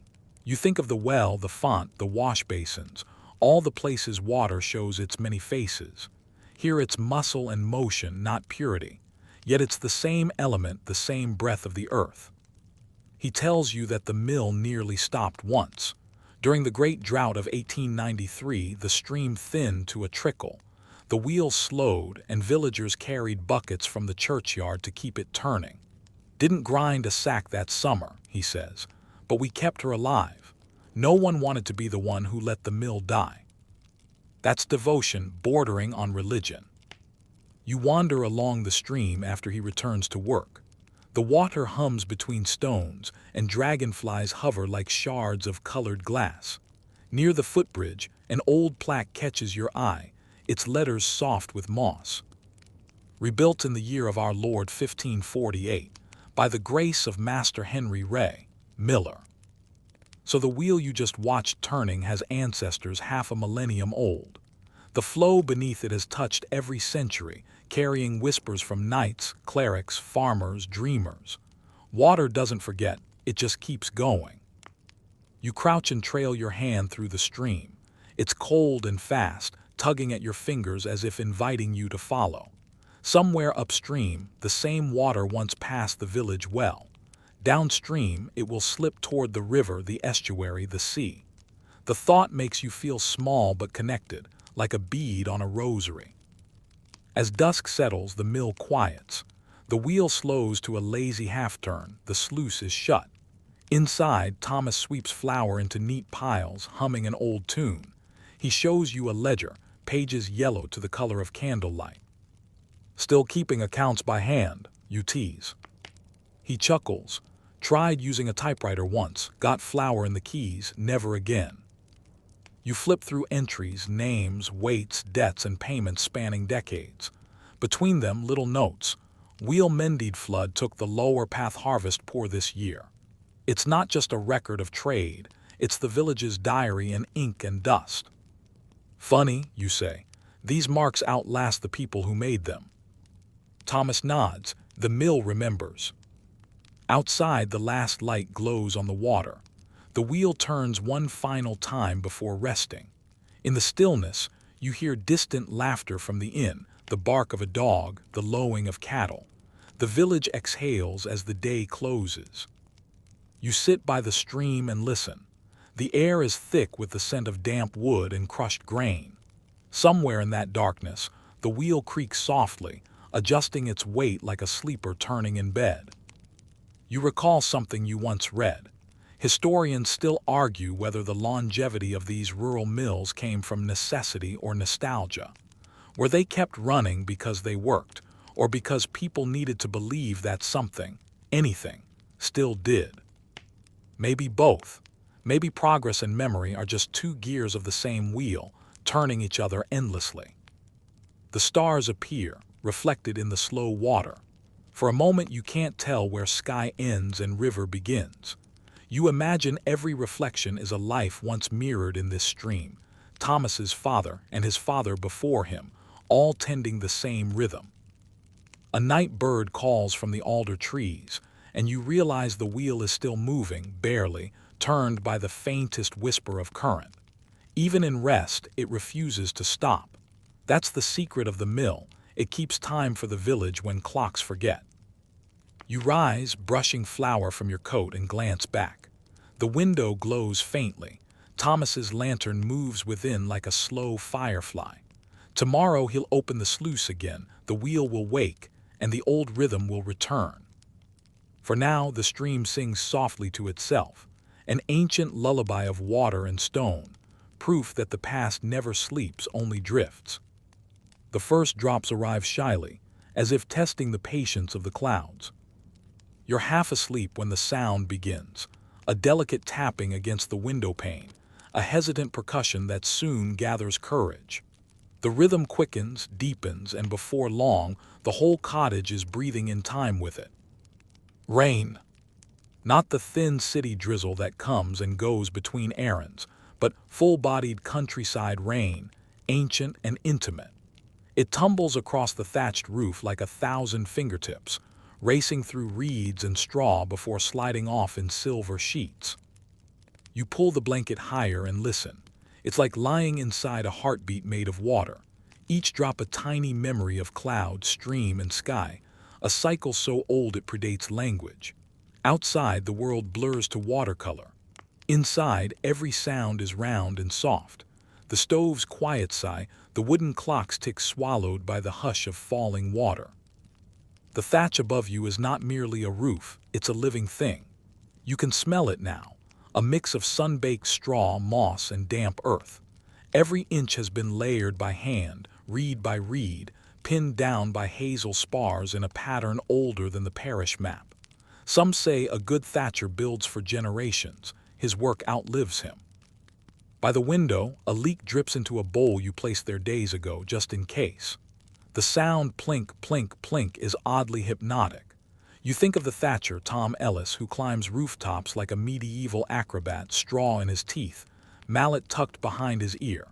He calls the leaks friendly reminders that a roof is a conversation, not a shield. Thatch breathes, he told you once, squinting against the sun. Keeps the house alive.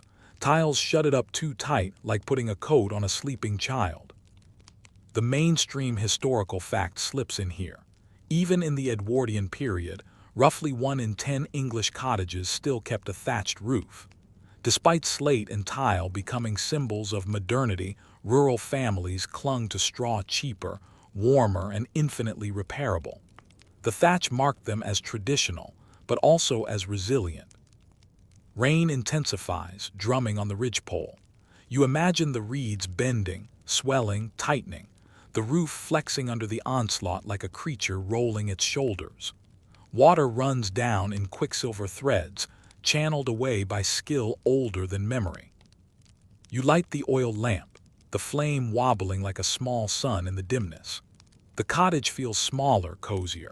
Steam rises from your tea, and you wonder what it must have been like here a century ago, when the rain fell on this same roof and villagers gathered around the hearth, telling stories while the world washed clean outside.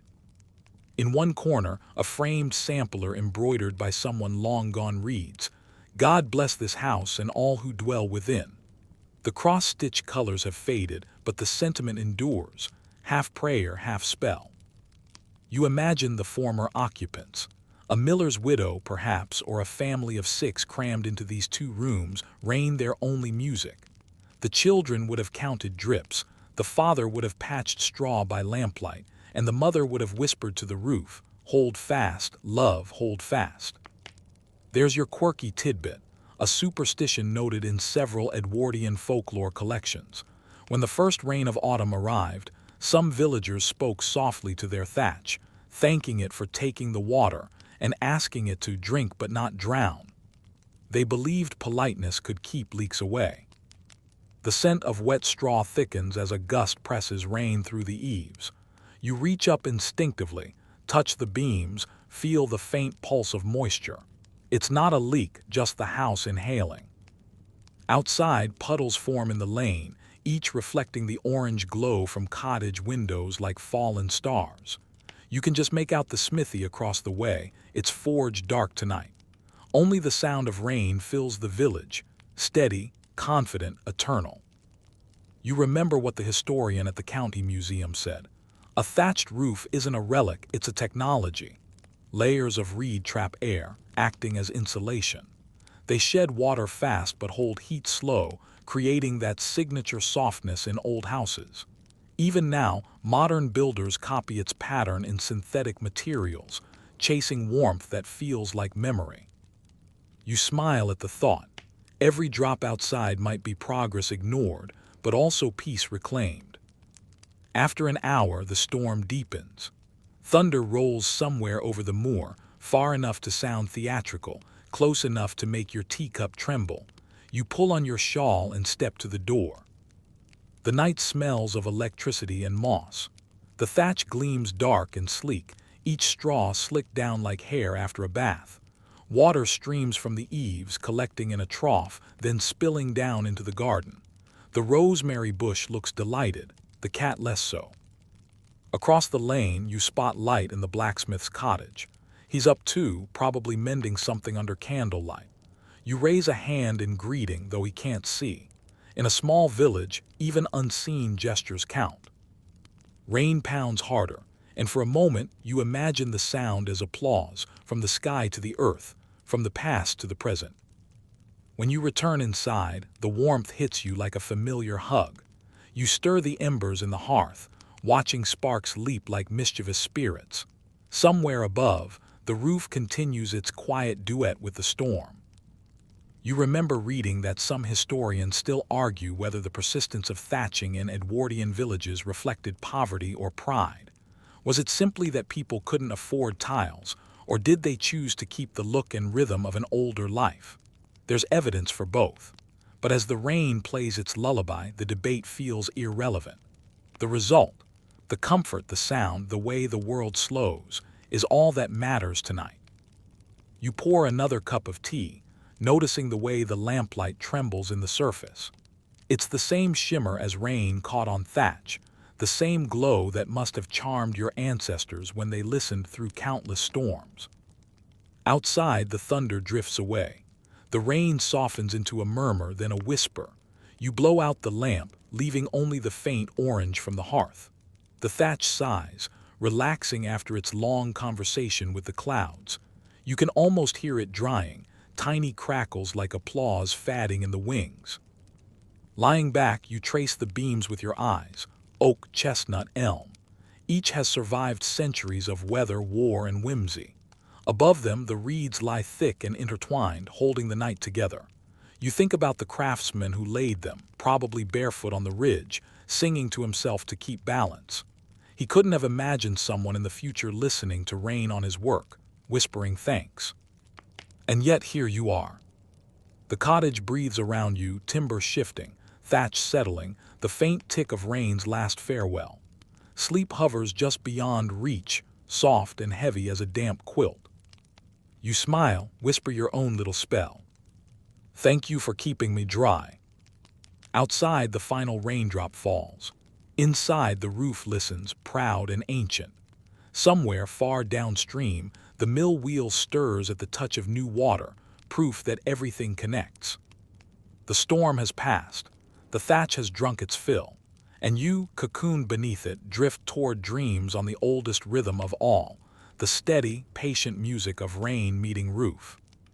The morning after rain always carries a kind of reverent silence, as if the world is pausing to remember its manners. You wake to that hush now, wrapped in the faint scent of wet straw and wood smoke. The roof drips occasionally, a lazy applause for the sun's return.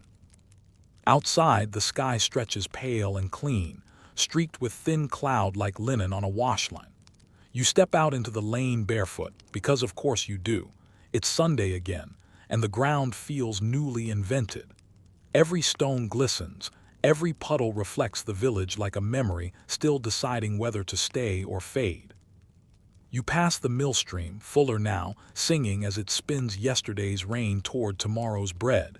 You nod at Thomas the miller, already at work, his cap tilted at the exact angle of satisfaction. He waves a flour-dusted hand. Good soaking last night, he calls. Wheel runs smoother when the river's fat. You wave back. Everything, it seems, has been baptized anew. Today, though, your steps turn uphill, toward the far edge of the village, where fields rise and the path curls into a ridge overlooking the moors. It's there that something remarkable stands: the old communal wash-house, relic of a time when clean laundry was not a private act but a public performance. The wash-house crouches in a hollow, half stone, half timber, its roof patched with moss the color of old coins. The smell hits first: lye, soaproot, and ghostly lavender. Inside, light falls through warped panes, turning the air gold-dusted and humid. Stone troughs line the walls, each still faintly damp from the week's labor. The floor slopes toward a drain where the rainwater runs out in a thin, silvery thread. You imagine the women who once crowded this room, sleeves rolled, arms red from scrubbing, laughter sharp enough to cut through steam. The wash-house was the village's other parliament, where reputations, disputes, and recipes were rinsed side by side. Work hard enough, someone once said, and even gossip gets clean. That's your mainstream historical fact tonight. Edwardian washhouses were descendants of medieval laundries, communal spaces built beside wells or springs where women met weekly to wash linens for the manor, the church, and each other. The church encouraged them at first, seeing cleanliness as next to godliness. Later, they became secular hubs, maintained by the parish. By 1910, many still clung to their medieval layouts: arched water channels, slate slabs, and tall wooden ringers that creaked like gossiping grandmothers. You dip your hand into one of the troughs. The water is cold enough to sting, clear enough to mirror the rafters. Someone has left a wooden dolly in the corner, a tall stick with 3 crossbars for pounding clothes. Its handle is smooth from decades of use, each grip a faint ghost of effort. You can almost hear the rhythm: thud, twist, rinse, laugh, repeat. It wasn't just laundry here, it was communion.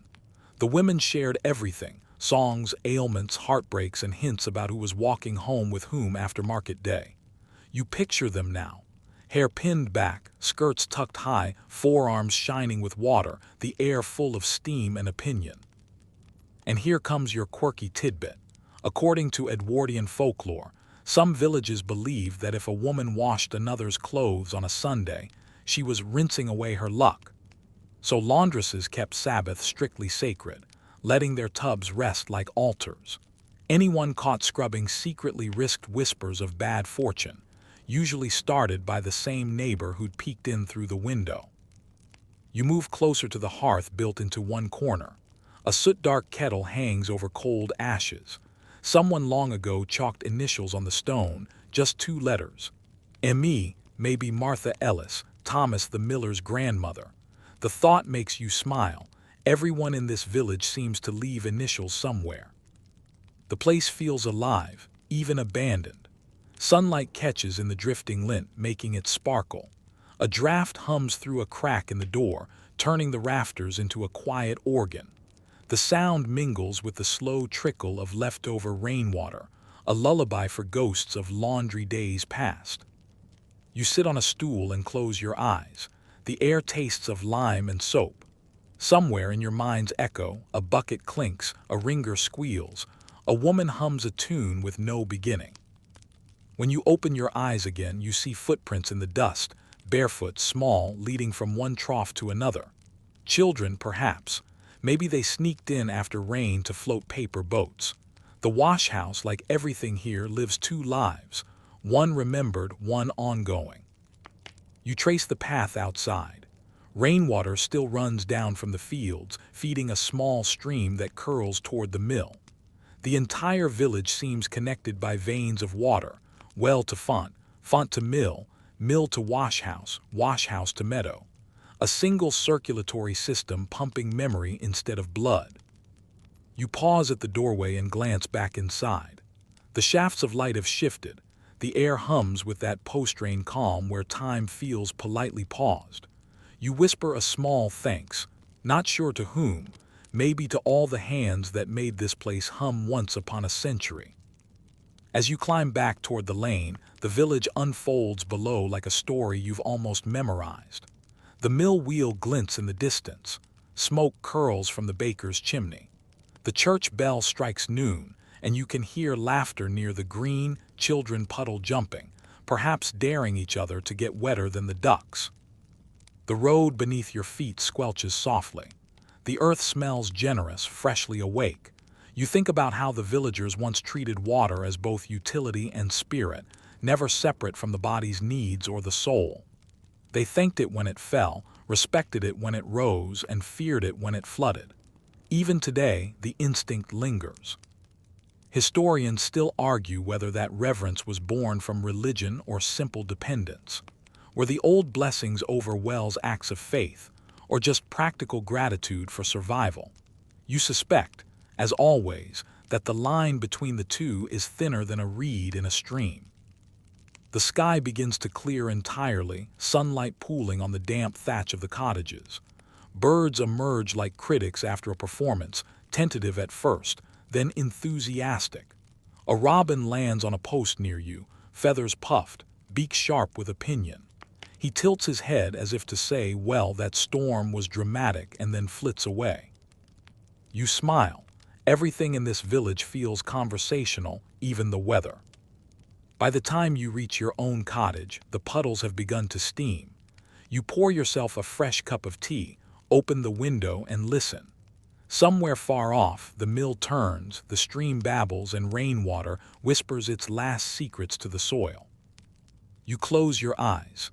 The air hums with quiet motion. It's hard to tell whether you're hearing the world move forward or simply hearing it remember how. The next morning rises out of mist, and sunlight stitched together like lace. You wake to a world glazed with dew, each blade of grass carrying its own tiny universe of reflected sky. The air feels washed, freshly ironed, as if last night's rain decided to leave the village looking respectable for once. You lace up your boots and step outside. Somewhere a cow bellows lazily. A cockerel answers, outraged by routine. Smoke drifts from chimneys, pale blue and fragrant with oak and peat. Today is market day, and though the road to town stretches far and muddy, the villagers will walk it with baskets swinging and gossip at the ready. You decide to join them, if only to watch the spectacle of Edwardian commerce at its most rural and determined. The lane still gleams from yesterday's rain, and puddles flash like coins as you pass. Every now and then a cart rattles by, wheels hissing on the wet clay, the driver tipping his cap because politeness is free. Half a mile out, the road bends toward the open green where a cluster of stalls has already begun to bloom. Striped awnings flap like cheerful flags, and the air fills with a symphony of voices. Vendors calling, hens protesting, children bargaining for sweets with dramatic sighs. The village market hasn't changed much since medieval times. Only the measurements have, pounds instead of bushels, pennies instead of groats. But the energy, that's timeless. You wander past barrels of apples, baskets of onions, stacks of woolen socks that look both itchy and indestructible. The blacksmith's apprentice is showing off new nails, polished to a shine. Nearby, a farmer argues about the fairness of modern scales, which, he swears, always cheat him out of half an ounce. At the far end, the ale tent glows like a friendly beacon. You can hear laughter bubbling from within, mingled with the clink of mugs. And there it is, the unspoken rule of English life. Every transaction eventually leads to beer. That's your mainstream historical fact for the morning. Though tea had conquered parlors and drawing rooms by the Edwardian age, in rural villages ale remained the communal drink of work and weather. Brewed locally, sometimes in the very cottages where it was consumed, it bridged class, creed, and conversation. Water might sustain life, but ale kept spirits alive. You pause near a long table where Mrs. Darlow, the brewer's wife, is selling her latest batch of honeyed ale. Strong as scripture, she boasts, handing you a wooden cup. You take a cautious sip. She's not wrong. It's sweet at first, then assertive like a sermon with a punchline. Around you, the talk flows easier. Farmers gossip about the drought that might come. Widows exchange recipes that are really coded confessions, and a pair of young men compete over who can lift a sack of barley higher. The air smells of yeast and laughter. But across the square near the tea stall, a quieter revolution is brewing, literally. A group of ladies, tidy as commas, stand behind a folding table stacked with porcelain cups and pamphlets. Their sign reads, "Temperance and Virtue Society, join us for a cup of reform." You nearly choke on your ale. The sight of righteous gentility ladling out tepid morality in saucers of lapsang feels delightfully English. You wander over because curiosity is free and mischief even cheaper. One of the ladies, a sharp-nosed woman in a lavender hat, smiles like a missionary who's spotted fresh prey. "Good morning," she says. "Would you like to try something wholesome?" You glance at the steaming pot. Depends on your definition of wholesome. "Tea," she says primly, "pure, strength without sin." You nod gravely. "My mother used to say that about gin." Her smile twitches but doesn't break. She pours you a cup. The liquid is pale as rainwater, faintly scented with bergamot. It's pleasant if a little pious. You thank her sincerely, because manners are also a form of rebellion, and drift away to sip your neutrality in peace. The temperance movement, you recall, had deep roots in Edwardian England, spreading from urban chapels to rural greens. Historians still argue whether its influence reached as far as the smaller villages, or whether it remained mostly a city crusade. In places like this, ale and tea coexisted without declaring war, one for daylight, one for dusk. As the afternoon ripens, clouds drift back, trailing shadows across the stalls. Children chase each other between carts, dogs nap under benches. The blacksmith sells out of nails, the baker of buns. Somewhere a fiddler strikes up a tune, half hymn, half jig, and the crowd moves instinctively in rhythm. Mrs. Darlow passes by again, offering another round. "One for the road," she teases. You glance at the temperance ladies, who are busy converting a group of schoolgirls. "Why not?" you say, and raise your mug to both sides of civilization. Ale for courage. Tea for conscience. Balance restored. You sip and watch the villagers wind down. The day begins to tilt toward evening, and the market's chatter softens like a kettle simmering after a boil. Stalls are packed, coins counted, promises of "see you next week" exchanged with the solemnity of treaties. On your walk home, the road glows with puddled sunlight. The thatched roofs ahead shine like gold under the lowering sky. The smell of baked bread mingles with damp hay, and somewhere the church bell counts the hour in tones so familiar they barely sound like sound anymore, more like memory calling itself home. You pause by the well, its bucket gleaming from last night's rain. Someone left a half-filled jug beside it, labeled for tea only. You grin. In this village, even the water keeps its alliances straight. By the time you reach your cottage, twilight has folded itself neatly over the fields. You light a candle and set your mug on the table. The flame reflects in the dark liquid, dancing gently, as if amused by all this human fuss over drinks. You raise it in mock toast to the invisible company of all who have ever lived by water, ale, or tea. To thirst, you murmur, and the many ways we cure it. The candle sputters in approval. Outside, the stream hums faintly, carrying reflections of stars that look suspiciously like bubbles rising to the surface of eternity. By dawn, mist hugs the meadows so thickly you could almost lean on it. You wake to that pale blur outside your window, the world turned to milk and silver. The sound of the church bell floats across it like a spoon stirring tea. Somewhere in that fog, the blacksmith coughs, the mill creaks, and a dog barks twice as if to confirm that reality still exists. Today, the air feels heavy with expectation. There's talk in the village. The inspector from the county is visiting, sent to survey the old well, the mill's sluice, and of all things, the drainage ditches along the east meadow.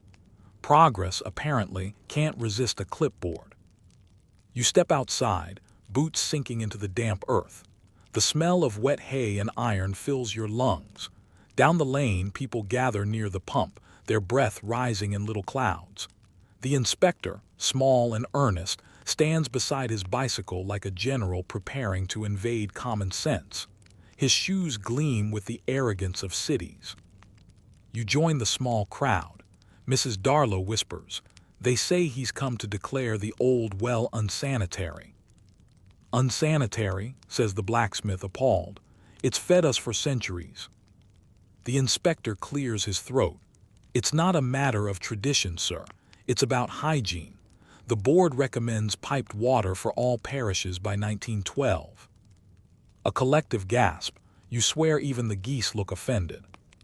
The mainstream historical fact here is hard to ignore. In the early 20th century, health reform spread across England, replacing communal wells with modern waterworks. Cholera, typhoid, and summer complaints, as the genteel called them, had terrified Victorian cities. Now reformers turned their gaze on the countryside. The Edwardian dream of progress promised pipes, pumps, and purity. But out here, purity already had a face, and it looked suspiciously like the old well by the green. You can feel the tension rippling through the crowd. Progress smells faintly of insult. The inspector produces a small glass vial, kneels beside the pump, and collects a sample with bureaucratic precision. He swirls it, squints, and mutters something about sediment. Thomas the miller folds his arms. "That's not sediment, that's history." The conversation spills into the alehouse by noon, because naturally, every rural argument must pass through a pint before settling. Inside, the fire crackles and steam rises from damp coats. The inspector sits at a corner table, flipping through his notes while pretending not to hear the muttering. Mrs. Darlow brings him a mug of cider anyway. "Compliments of the parish," she says sweetly. He blushes, mumbles thanks, and promptly burns his tongue on the first sip. You take a seat nearby, mostly for entertainment. The blacksmith leans across the table, whispering conspiratorially. "You know what I heard? They're planning to fill the old well, cement it right over." The room stills. Even the fire seems to pause. You imagine it, the stone rim buried, the bucket replaced by nothing, the heart of the village sealed beneath progress. The thought feels colder than the rain outside. Later, when the inspector leaves for the church to check the drainage, the villagers follow, some politely, others pointedly. You trail behind, boots crunching over gravel. The fog has lifted, revealing a sky so sharp it could slice bread. At the green, the well waits. Its stone lip glistens with dew, ivy drapes it like a shawl. You can almost hear it sigh. The inspector peers into the darkness below and frowns. "It's deep," he says. "Dangerous, could be contaminated." "Or blessed," murmurs Mrs. Thorne. She drops a sprig of rosemary into the well's mouth. It lands without a sound. There's your quirky tidbit. In some Edwardian villages, people still tossed herbs, rosemary, thyme, pennyroyal, into wells after inspections or droughts as a charm against drying out the luck. It was half superstition, half defiance, and entirely rural poetry. The inspector scribbles on his clipboard. "I'll file my report," he says. "If the council approves, the new pump will be installed by winter." He mounts his bicycle and wobbles off down the lane, leaving behind a silence thick enough to butter. For a moment, no one speaks. Then Thomas steps forward, clears his throat, and says, "They can lay all the pipes they like, but the well stays open. My grandfather drew from it. My grandson will too. Water's not meant to forget us that easily." The others murmur agreement. A few nod so hard their hats shift. You can't help smiling. This isn't rebellion, it's remembering. The kind of quiet refusal that keeps history alive long after it's been paved over. That night the moon turns the meadow silver. You find yourself wandering back to the well, drawn by habit more than purpose. The air smells faintly of mint and chalk. The surface of the water glimmers faintly in the dark, reflecting the stars with eerie precision, as if the heavens themselves are peering down to see what all the fuss is about. You lean over and whisper, "They say you're unsafe, old friend." The echo comes back soft but certain, safe enough for centuries. You drop a pebble in. It plinks once, twice, then silence. The ripples spread like slow applause. Historians still argue whether rural resistance to reform was ignorance or instinct, whether people clung to their wells out of stubbornness or wisdom. But standing here, watching the reflection of constellations ripple in a pit of stone, you feel the argument resolve itself. Some connections don't need modern approval to make sense. On your way home, the stream murmurs alongside you. The moon paints a pale road ahead. Somewhere, the mill wheel groans in its sleep, and the thatched cottages gleam like resting beasts. You think of the inspector's report, soon to be filed, stamped, and forgotten by men who measure life in gallons, not memories. But here in the hush of the Edwardian countryside, you know better. Water doesn't obey ink or ordinance. It finds its way, always has. You glance back once more. The well stands dark and unbothered, rainwater shimmering in its depths like laughter that refuses to fade. Whatever the council decides, the village will keep drawing from it, if not with buckets, then with stories. And stories, you suspect, are even harder to seal over. The air cools, the stream sighs. Somewhere in the distance, a barn owl calls, a ghost with feathers keeping time. You pull your collar close, smile into the night, and walk on, the rhythm of your steps echoing the pulse of the land itself. Patient, persistent, quietly defiant. The days grow shorter now. The air carries a bite that sharpens everything, the smell of the damp earth, the rasp of a scythe through the last hay, even the way sound travels down the lane. Morning mist no longer lifts easily. It lingers like a shawl thrown over the village, clinging to thatch and ivy, softening every shape. You wake to the sound of bells again, not church bells this time, but the smaller kind, fastened to harnesses. Out in the distance, a cart creaks over the frozen mud. The tinkers come, and that means winter isn't far behind. By the time you reach the green, the tinker's already there, his wagon steaming faintly in the chill. His trade is half repair, half conversation. He mends pots, sharpens blades, and collects news like a human notice board. Around him, villagers stand in a loose ring, mugs of ale steaming, breath clouding. He's telling a story, of course. Tinkers always are. And then, he says, the parson's horse got loose, ran straight through the baptistry, and they're still finding straw in the hymn books. Laughter ripples through the crowd. Someone claps him on the shoulder. It's a moment of pure, unfiltered English warmth, the sort of humor that keeps frost from biting too deep. You linger, listening, feeling the pulse of communal storytelling that has kept villages alive since long before books and broadband.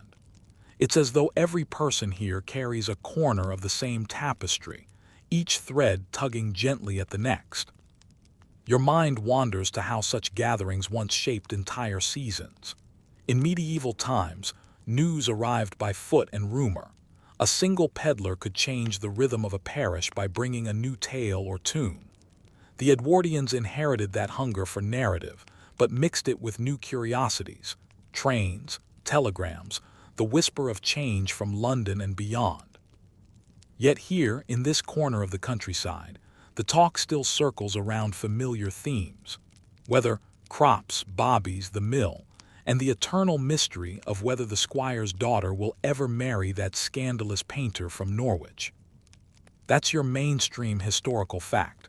Rural Edwardian life, though edged with modernity, remained astonishingly close to its medieval roots in rhythm and focus.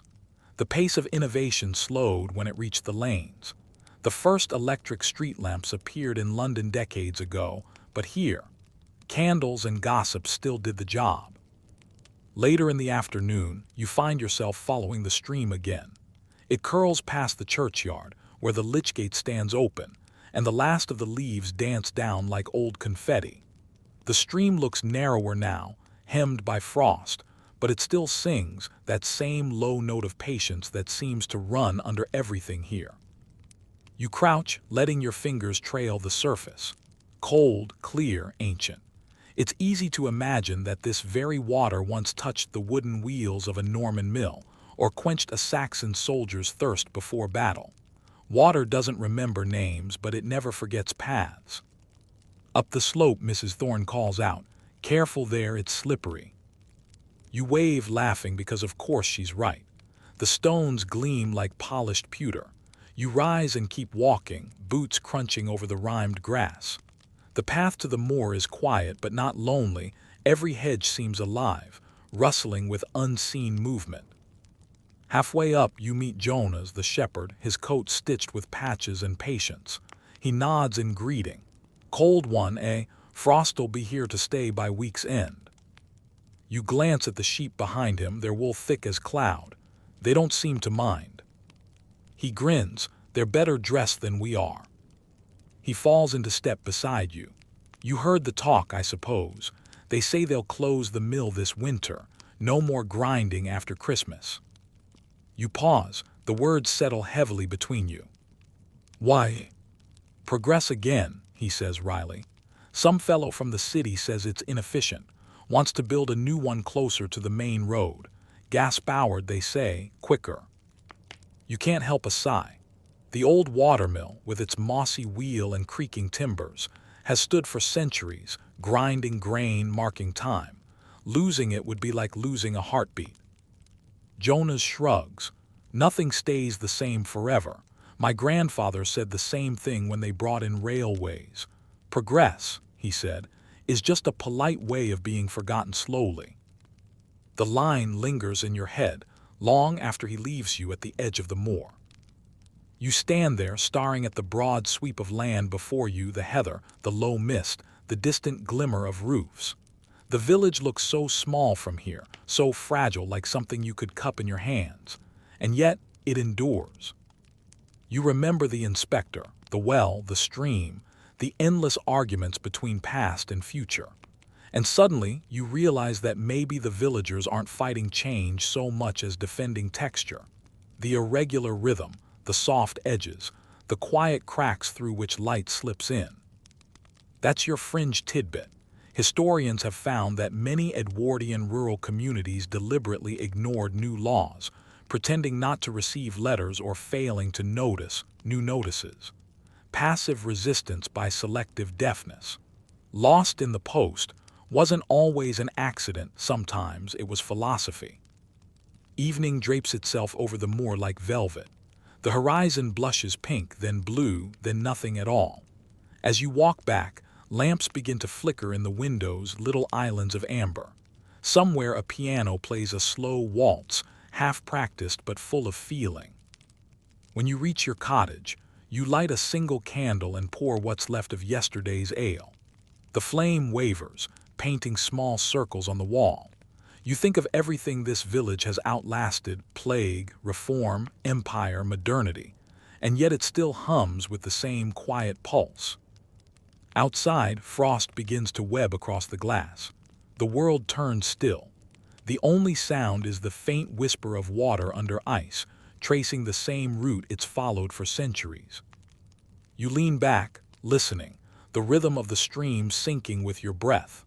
There's something deeply calming in that repetition, as though the past and present are breathing together. You smile, take another sip, and whisper to the dark, "We'll manage another winter, won't we?" The wind answers softly, brushing against the door like an old friend. The frost thickens. By the time you wake, the windows have bloomed with ice ferns, delicate pale hieroglyphs that only the cold knows how to write. The air inside your cottage is still and blue, the silence deep enough to feel alive. You rub your hands together, stir the coals, and listen to the first faint creak of the day. Wood contracting, roof sighing, a distant crow starting its slow complaint against winter. You step outside, breath billowing like smoke. The lane crunches beneath your boots, stiff with frost, the hedgerows glittering like someone spilled a chest of powdered glass. Beyond the cottages, the well stands rimmed with white, its bucket frozen halfway down, caught mid-memory, mid-story. The whole village looks paused, as if the world has decided to hold its breath just a little longer. You make your way toward the stream. It's slower now, whispering beneath a lacework of ice. Every few steps, you hear water gurgle, that quiet, eternal reminder that even frozen things keep moving underneath. The day feels sacred in its stillness. The people move more slowly, too, wrapped in layers and errands, conserving warmth the way old families conserve secrets. The baker's chimney puffs like a factory. The blacksmith's door glows faintly, orange and resolute. This is the last week before Christmas, and the old customs begin to surface again, the kind that feel older than the church itself. You join the others outside the inn, where the fiddler tunes his instrument and Mrs. Darlow hands out mugs of spiced cider that could raise the dead, or at least the sleepy. The air smells of cinnamon, soot, and pine. Someone brought evergreen branches, winding them around the pump handle and door frames. That's your mainstream historical fact for tonight. In rural Edwardian England, Christmas traditions were a beautiful collage of Christian, medieval, and even pagan practices.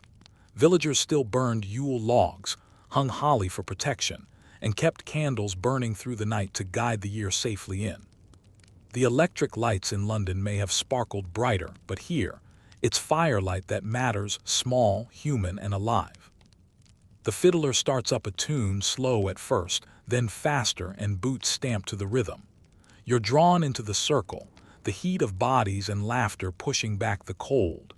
This is a wake for the old year. Really, every laugh, every dance step a declaration that life goes on, even when the ground sleeps. The jokes come freely tonight. Someone swears the inspector slipped on the frozen lane last week and declared gravity unsafe. Someone else bets that if they do close the old mill, they'll find half the county's pigeons living in it by spring. You chuckle, lifting your mug. To pigeons and progress, you toast. And the crowd cheers because irony in this village is as sacred as ale. Across the way, the church door creaks open, spilling warm light onto the square. The parson steps out, not in his robes but in his greatcoat. He looks around at the dancing and says, "Carry on, but save one carol for midnight." "Which one, Reverend?" someone calls. "The oldest one you know," he answers, and disappears back inside. Midnight comes quietly without much warning. The frost has deepened. Every sound feels sharper, cleaner. The villagers gather near the well, their breath mingling like smoke from a shared fire. Someone passes around candles, thin, trembling flames cupped against the wind. Mrs. Thorne begins the carol, her voice soft and true. The water is wide, I cannot cross o'er. It's not a Christmas hymn in the strict sense, but nobody minds. It's about distance, endurance, love, all the things that make a year worth having lived. The others join in, harmonies swelling and trembling, echoing off the stone cottages and across the frozen fields. You hum along, your voice blending into the sound, not standing out, just belonging. The flames flicker, reflections dancing across the well's rim. You can't help but glance down. The water below mirrors the candlelight like a constellation trapped under glass. And in that moment you see how it all connects. The stream, the mill, the well, the rain on thatch, one endless thread looping through centuries. The village has always drawn from it, washed in it, prayed over it. The water has always answered back, one way or another. That's your quirky tidbit tonight. Some Edwardian villagers still believe that water listened on Christmas Eve, that if you spoke your wish into a well just after midnight, the echo would rise to heaven before dawn. You can't resist trying. You lean in close, whisper something small and foolish, not for fortune or fame, but for continuity, for the village to stay itself a little longer. The echo returns faint and silvery. You imagine it slipping into the earth, joining the underground flow that has never truly stopped since Saxon days. Historians still argue whether such customs were religion, folklore, or nostalgia, whether these acts of midnight faith kept people grounded or simply distracted them from change. But as the carol fades and the candles tremble in the wind, you know it doesn't matter. The meaning is in the doing, always has been. You stand there long after the others drift home, their laughter and song fading into the dark.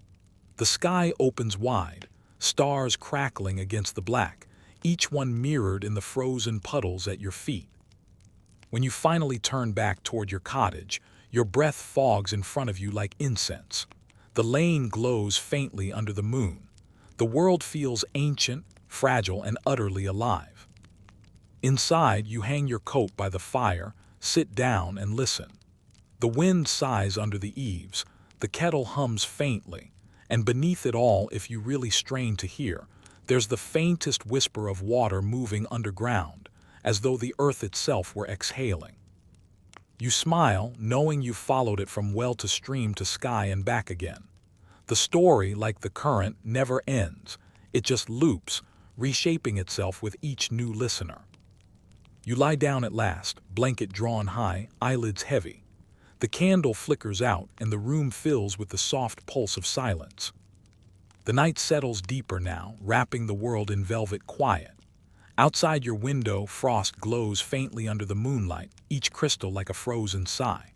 The fields beyond are asleep, their furrows white and still, the hedgerows etched in silver. Somewhere, water still flows beneath the ice, secret and slow, tracing its way through roots and stones, humming to itself in a language older than memory. Your breath evens out with that rhythm. In and out, the stream beneath, the pulse within. For a moment, everything aligns, time, body, earth, as though the world has remembered what it means to rest. The last glow from the hearth fades to amber. The thatch above creaks softly, contented, settling into the weight of snow. You let your mind drift, following the water down into the dark, where it meets the deep wells of history, the laughter, the labor, the songs that once echoed across this same land. You imagine them still whispering, not as ghosts, but as patterns in the current. You realize that nothing truly leaves, it only changes shape. The wind moves gently through the chimney, not a howl, not a warning, just a breath. You answer with your own, slower now, warmer. The village sleeps. The water waits. The story, steady as the tide, continues. And with that thought, you close your eyes. The stream hums its lullaby. The candle sighs out, and you drift into the stillness between heartbeats. Sweet dreams.